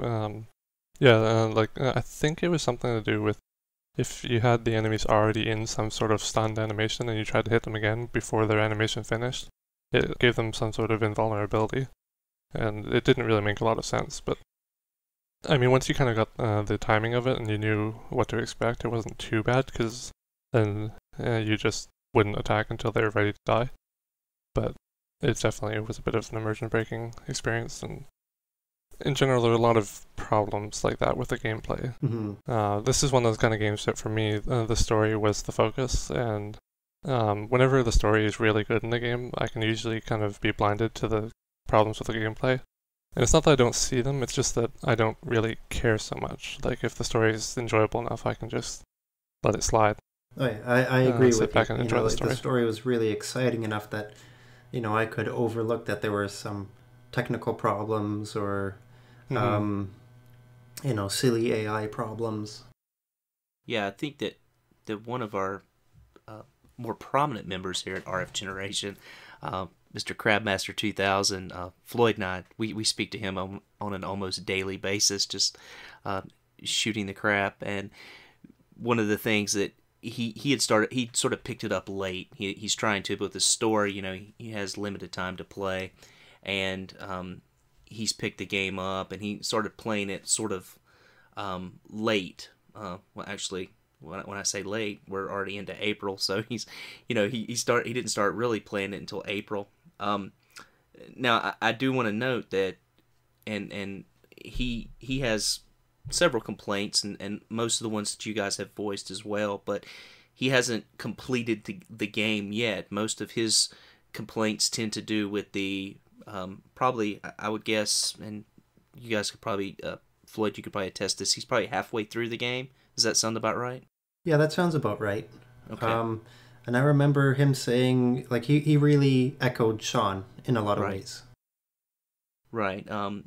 Some of the things he talked about was the story not really being unique, and I think to a sense, and what I've heard from you guys, it is unique in the sense that it that there is this whole idea of spores and this whole takeover of nature, as opposed to something so unnatural as zombies. So it does have that going for it in that sense. And something else you guys mentioned, that there's really no consequences for dying. It really doesn't change the story. If you die, you can stop it and sort of reset the game, pause and reset. And then one thing that he said that he didn't have any inventory issues, but again, that may be a problem early on in the game, or he may not be having that problem early on in the game, and maybe that's something that comes into more effect later. I'm not sure, so I'll just kind of let you guys talk about those concerns. I thought one of the things, like what I was saying with dying, that I don't think they contextualized dying very well. And like, I understand, it's almost like you can do it two different ways. And the way they did it was kind of like the way it's done in Dead Space, where when you die, they give you this like cool, gruesome scene of you being like, very, killed in a very gory way.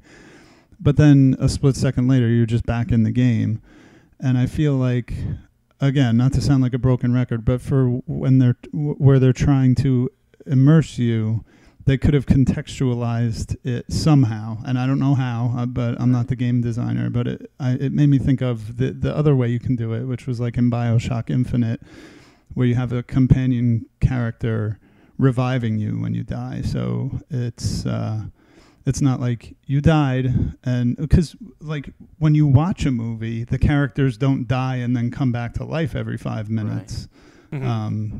So and that's I don't know. It sounds like a weird gripe, but it's on my list of things, and I guess Krabby had the same experience that kind of just took me out of it. You know? That's the rub, isn't it? I mean, if you're trying to make something, a game that is like a movie, but that's in all actuality that's not quite possible, because in the game you're going to die. It still remains a video game, so I guess you right, or make sense. They have to make or they have to figure out a way to make the fail state something that they can contextualize, like and it might end up being a very different game if you do that. It might end up being something like a Heavy Rain, where you're not even, it's a totally different game. But like I said, in BioShock Infinite, there was just a little tweak to that. Mm-hmm. That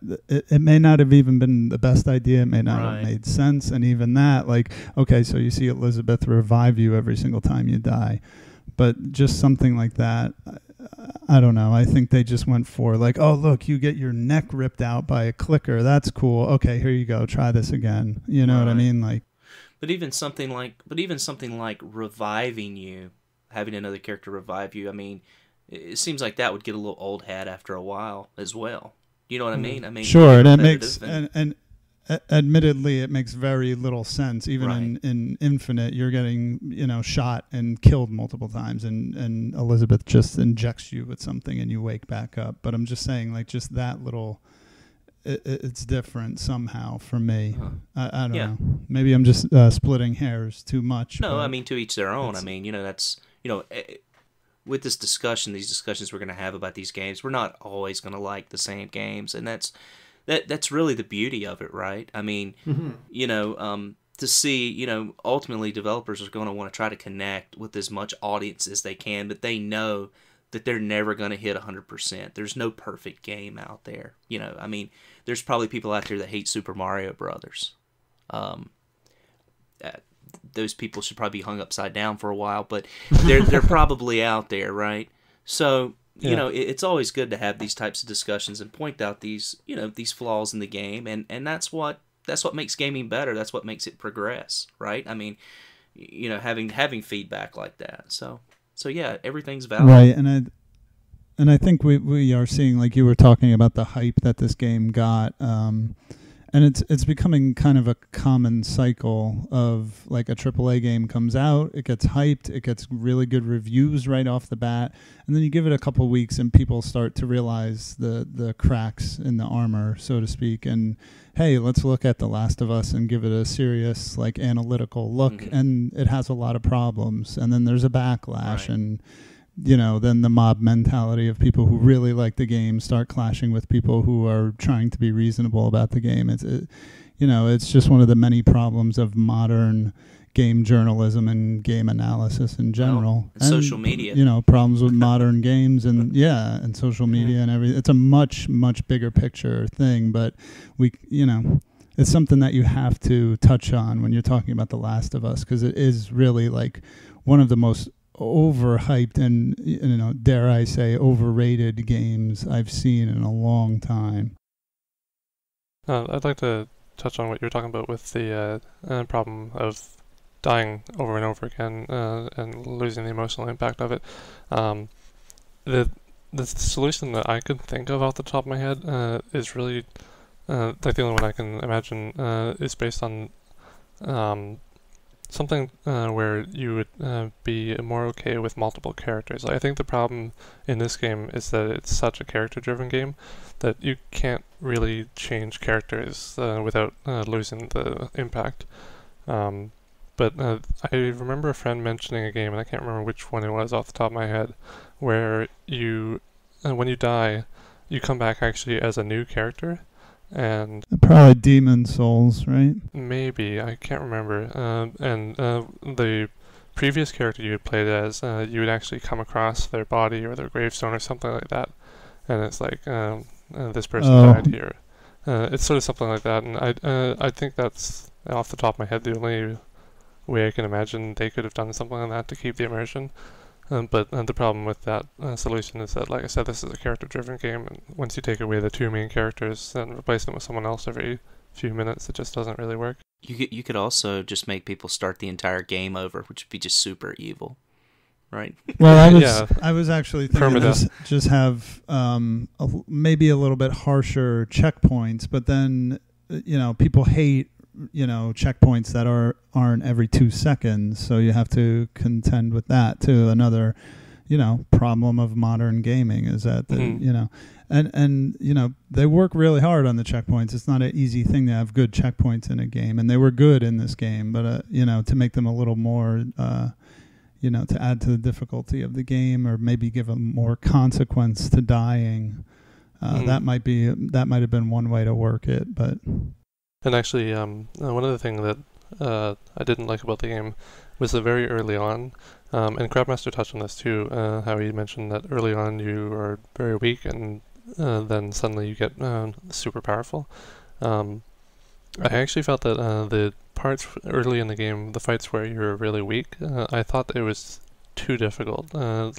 Like, not even a good sort of difficulty, it was a frustrating difficulty to the point where you would get, if you're on survivor difficulty and you weren't good at the game, you could be stuck in one room for an hour or something. Like, I think almost everyone goes through this experience with the first room that you have the clickers in the skyscraper just outside the quarantine zone. And there's these 5 clickers around, one clicker and 4 runners. And you're supposed to stealthily sneak through and kill as many as you can. And it always seems like no matter how you do it, someone always spots you. Like, it's one of those cases where you're trying to sneak up on them and there's no one else who can see you, and they just suddenly turn around and attack you. And it happens repeatedly, and I found that room, and then there's another room later on in the same sort of sequence that they're just so difficult, and the ammo is so limited at that point, where it just seems to be a little bit unfair towards the player. Whereas not long after that, suddenly the difficulty kind of smooths out a little bit, and it does eventually get to be a bit too easy, but there's sort of a middle ground not long into the game where I feel it's more appropriate. And I'm not sure if anyone else agrees on that point, or if that was just me. No, I was thinking about that as you were talking about it, and during my first playthrough, yeah, that room was definitely really difficult. Because I totally tried to stealth through that section with, by only killing the one main runner that you had to, and then just sort of making a beeline for the exit. But doing that means you have to pull some kind of trolley, and that would make a lot of noise, and so I would just be rushed by runners and just mauled. So that section, you do have to,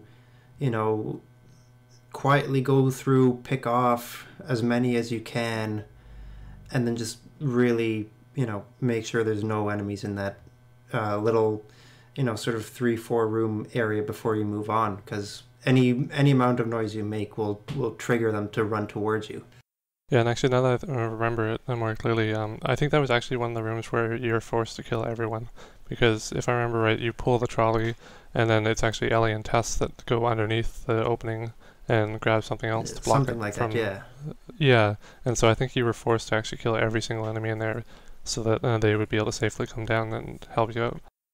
And so I don't think stealth was even really an option there. Like, you can start with stealth, but at some point you have to kind of give up because it's just such a constrained area, and it's extremely difficult to sneak around. And usually at that point you have either very little or no shivs, and so it's not easy to kill off the clicker. See, a lot of people might complain about that aspect of the game, but I think it was something that it did well, and it was like sort of contextual based combat. Easy to say, like, okay, well, I'm in tight quarters here, so I'm gonna have to make sure there's no enemies before I move on to the next segment, because anything I do could, cause them to stir and find me. If you're in wide open spaces or places where you can go hide behind stuff, it was different.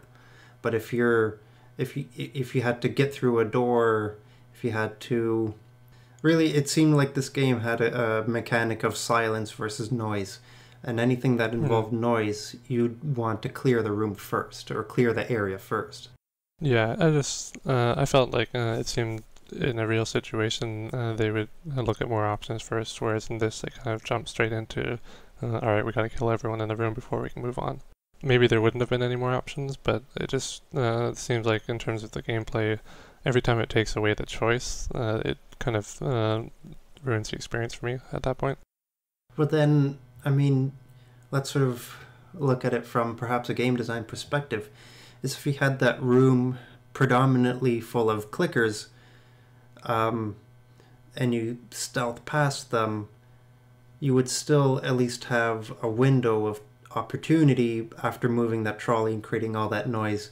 Would that be as tense or as exciting as, having to deal with these enemies that can see you and can find you if you're not well hidden or quiet enough? Well, when I think about this, one scene in the university later on that kind of does what I feel like it would have been better to have done in this room too, is that you're in the dorm rooms and it's kind of expected that you're going to be killing everyone off, but then you actually have the option to not, and you can go up to the exit. And I think if I remember, the exit is partially blocked by something on the other side, and you have to keep hitting square to nudge it open. And when you're doing that, the camera actually shifts, so it's looking back down the hallway, the long hallway that you just came from. And the first time I played through, I hadn't killed everyone off, and so as you're doing that, there's this really intense moment where you've actually got the runners and clickers chasing you down the hallway as you're trying to bash through this door. And it's not like a cutscene or anything, it's just the gameplay. And I feel like they could have done something like that with that room too, where everyone's rushing up in you and you're trying to quickly get through this exit. Yeah, that's a good point. That's what I like too. Is there are often moments where, excuse me, where you had to make yourself very vulnerable while performing a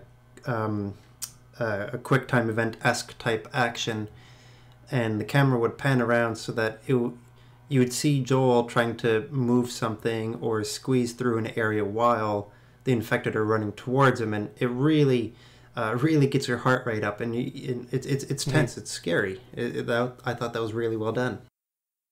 Yeah, but the thing that for me makes that kind of thing good is that in that room, for example, the university one, it does give you the choice, because on my second playthrough I had killed everyone off, and so it still did the same camera motion, but there was no one at the hallway, and so it was much calmer, and I feel like if that first room had that choice, where if you wanted to you could kill everyone off and make it easier, in a way, easier for the objective, and then you could, but if you wanted to you could try and sneak past and it'd be a little more intense at the objective, and I feel like I don't really like it when they took away the choice, because so many other areas of the game did have that choice, like we've talked about. Mm-hmm.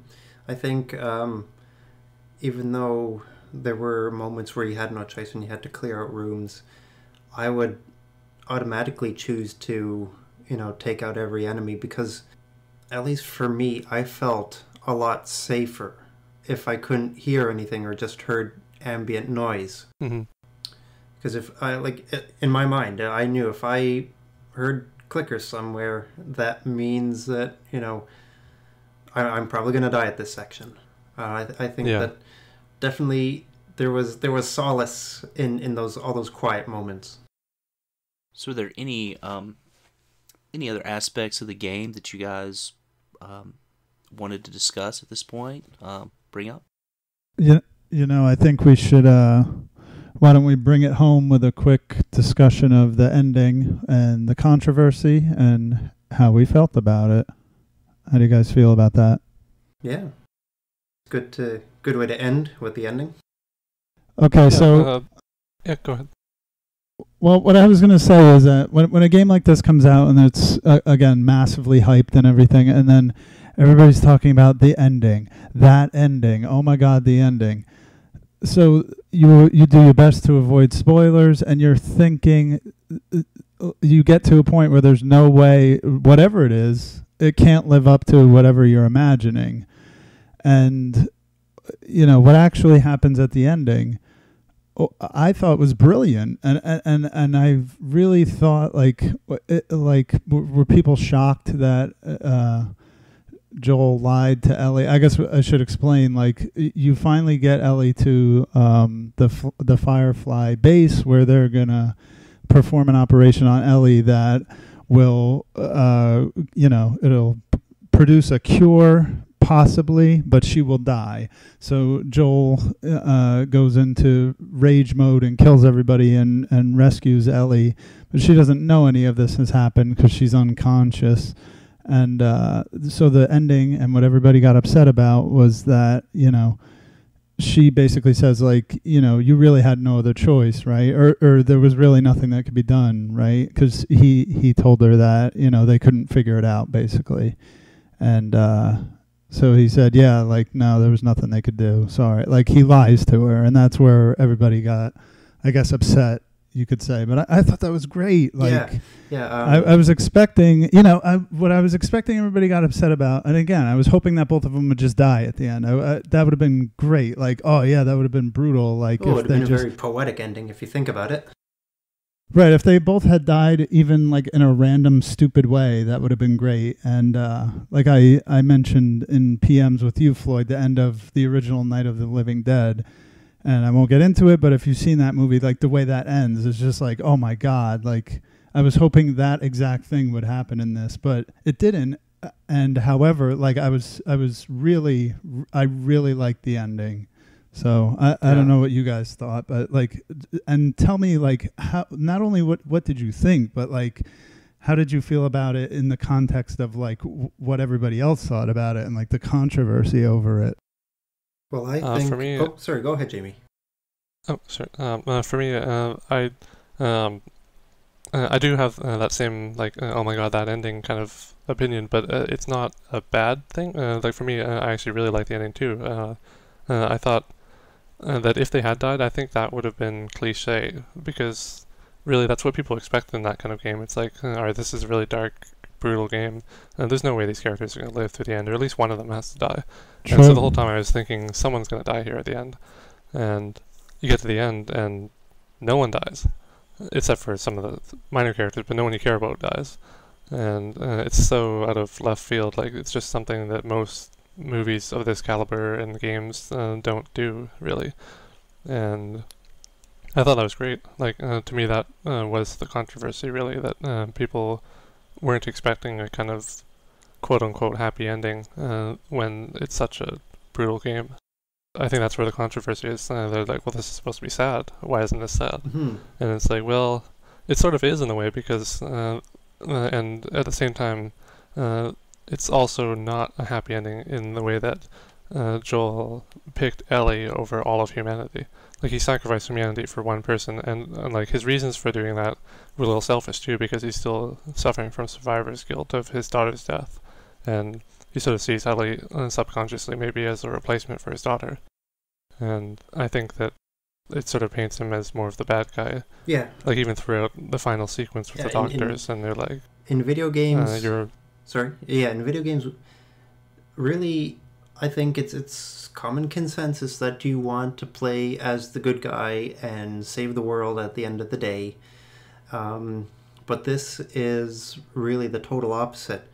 And so Joel lies to Ellie, saying that they couldn't find a cure, but I think he says they're still working on it. And he also said that there were others that were immune too, just like her, right. The dozens were immune. Yeah, and that, you know, so at the very end, Ellie says to Joel, promise me that everything we went through wasn't for nothing, and that everything you just told me now is the truth.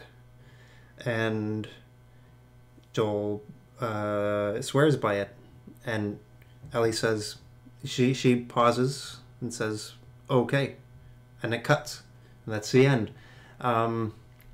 You know, and it's almost like there's a hint of disbelief, like within right, yeah, Ellie. I saw that too.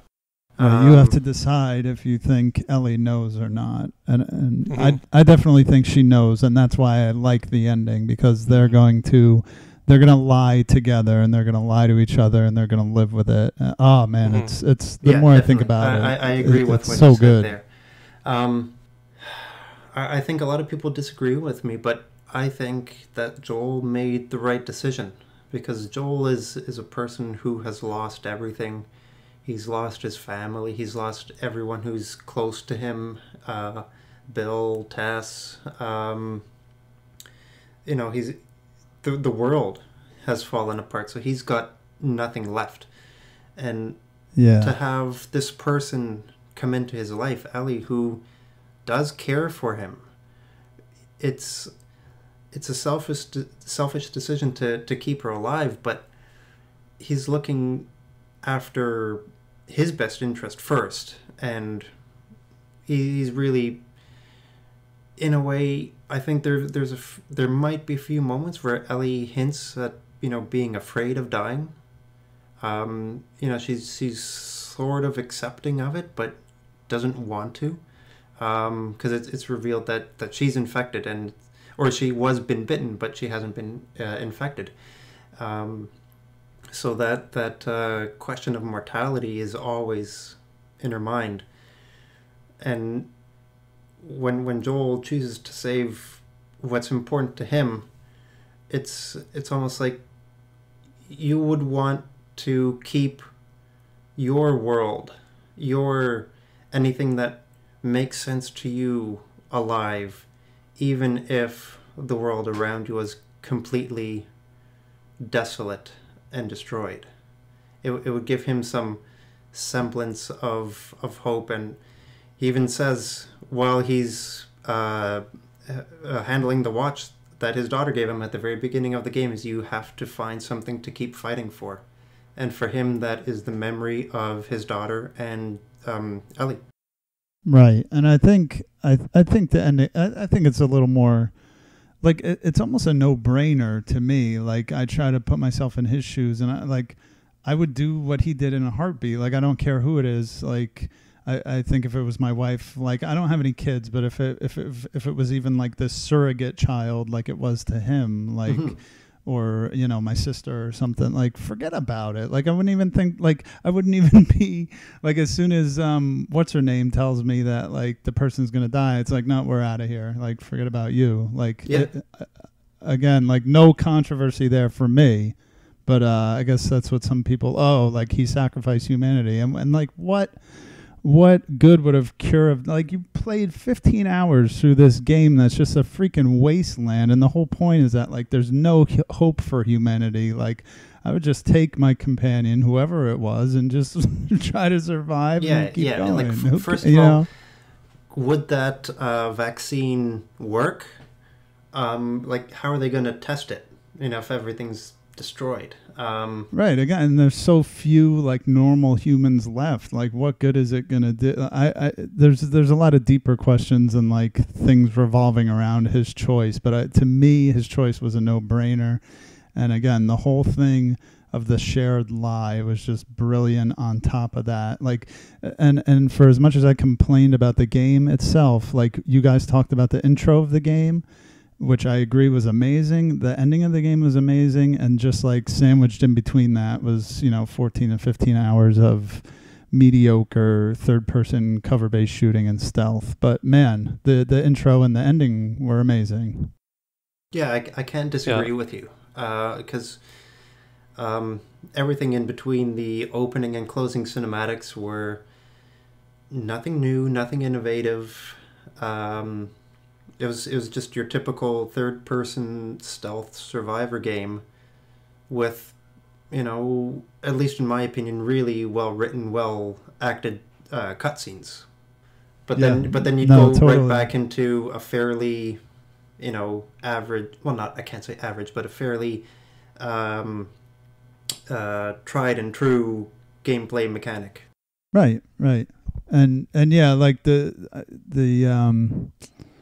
just to put out there, like the presentation in this game was amazing. Like, as much as I'm picking on the actual gameplay, like everything around it, like you guys talked about the graphics, but you just mentioned the, you know, the voice work and the mocap work. Like if you've seen the movie, the behind the scenes movie, like they did some crazy, like the actual voice actors also did the mocap, which was really cool to see. Yeah, that was really good. They did a behind the scenes documentary. Yeah, and they all did an amazing job. So like the presentation, like, and that's what makes it the AAA game that it is. That's what makes it the blockbuster that it is the production values are the highest of the high, you know. So that, and I'm not discounting that. Like, that was amazing. The graphics were amazing, and like you said, the music and everything else. So can't disagree with that. So then here's a really big question for you guys. Is this game better as a game or a movie? I think it would probably fit better as a movie. I really enjoyed it as a game, but I think it was mentioned in the topic on RF about it, but there is actually a movie in development according to multiple reports. I'm pretty sure it was actually confirmed by Naughty Dog. So we might actually get to see how that turns out and get to really learn if it works better as a movie versus a game. The only thing I think that the game can do a little bit better is that it allows more time for you to get attached to the characters and stuff like that versus a 2 or 3 hour movie where everything is going to be naturally a little more rushed. I think if it were a movie, you'd lose out on a lot of those little moments where there'd be like contextual conversations. So, Shawn. But overall, I do think that it's... I was just going to say, overall, I think that a movie could present it a bit better than a game, just because, like we've talked about, some of the gameplay elements felt a little bit unnecessary almost and out of place. Like you're going from cutscene to cutscene, you just kind of want to see how the story ends. But that's almost like a Naughty Dog formula. Like we know from Uncharted, it's clear this room of enemies, earn yourself a cutscene, go platform over there, get a cutscene, rinse, wash, repeat. So right, and oh, go ahead. no, I was just gonna hand it over to you for your take on game or movie. I think for the reasons like we're saying, strong ending, strong intro, strong ending. You throw in some good scenes. I think you could get some character development in a 2-hour movie, some bonding between the main characters. I think you can get it done, and I think it would make a good movie. I felt more worn out. You know what? Like I do applaud the game for being not just 6 to 8 hours long like most games are nowadays. This game really was possibly longer than it needed to be. But, they took a risk there that I kind of appreciated. So, but to answer your question, I think it would make a good movie. So I look forward to it if it does actually happen. Yeah. So far we're 3 for 3 because I agree that it should be a movie too. Although my only issue that I would have is that we have things like The Road. We have 28 Days Later. Yeah, we have I wanted to touch on that too. Children of Men. I hope The Last of Us, the movie, can do something to stand out from that pack. Yeah, that's I think true. Children of Men is a good comparison because it's very similar. You're trying to escort this person who is immune to the problem that the main plot is focused on, and the difference being the ending, though, because Children of Men, I hope that anyone watching this has already seen it, so I'm not spoiling anything, but in the end, they hand off the person to the people who are supposed to save them. Kind of the equivalent of The Last of Us, the Fireflies, like you're handing off the person to the group that's fighting the government and trying to keep humanity going. And then in The Last of Us, they do the exact opposite, and the person doesn't get handed off to the group, and they go off to kind of live life more normally and give up on humanity.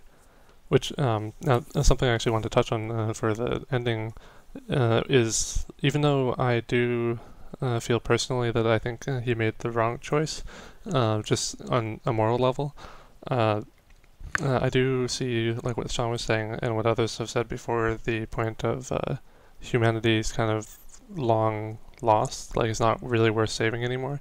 The people who are left are there's like cannibals and scavengers and just brutal people who aren't worth saving at all. And Ellie is kind of a representation of what's good in the world, and she's one of the few good things left. And Tommy's group is a group of good people, and so it's just trying to save what is actually good and sacrifice what Joel sees as a brutal world that doesn't deserve saving.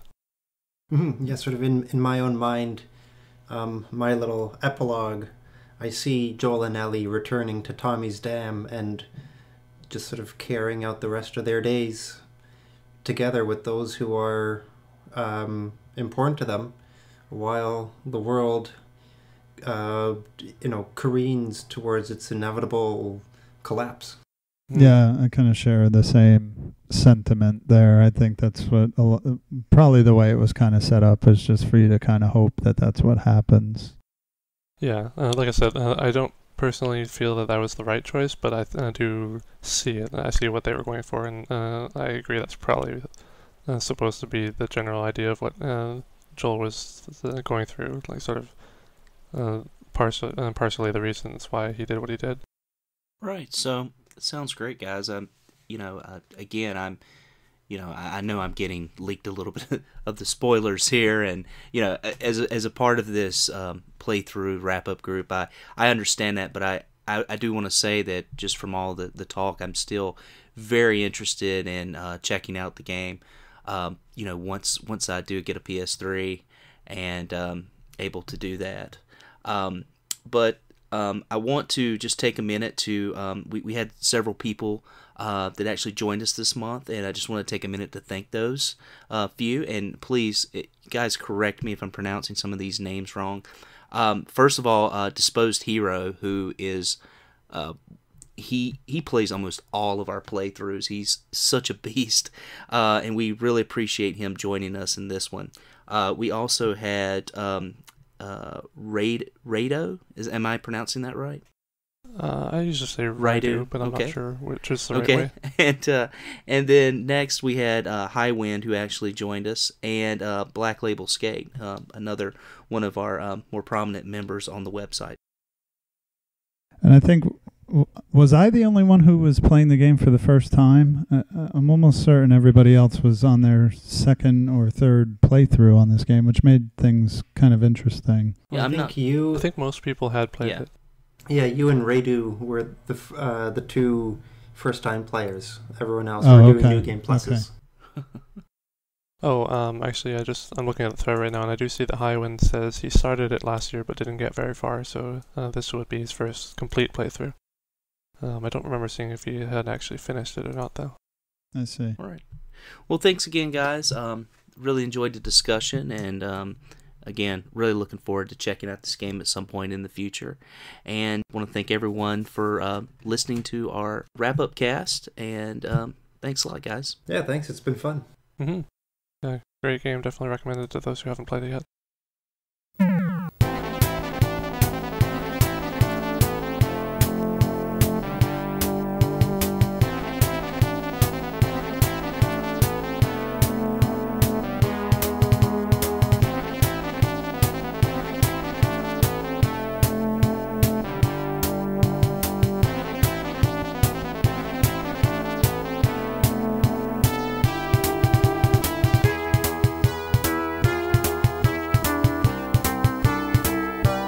On behalf of myself, Floyd, Jamie, and Shawn, I'd like to thank you for listening to Episode 1 of the RFGeneration Community Playthrough Wrap-Up.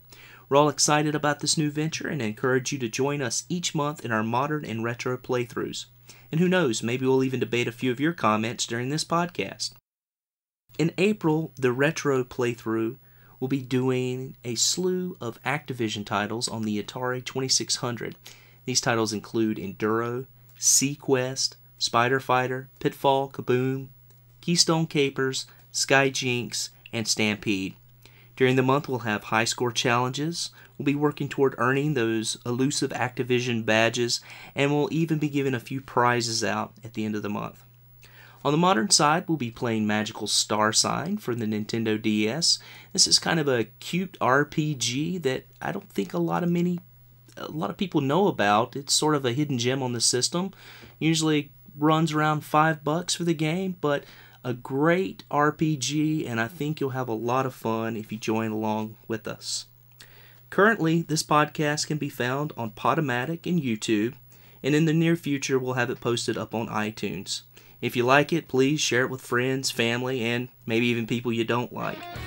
Again, thank you to all who have supported the playthroughs over the last year, and we hope our discussions encourage continued play and dialogue on the forums. Until next time, happy gaming.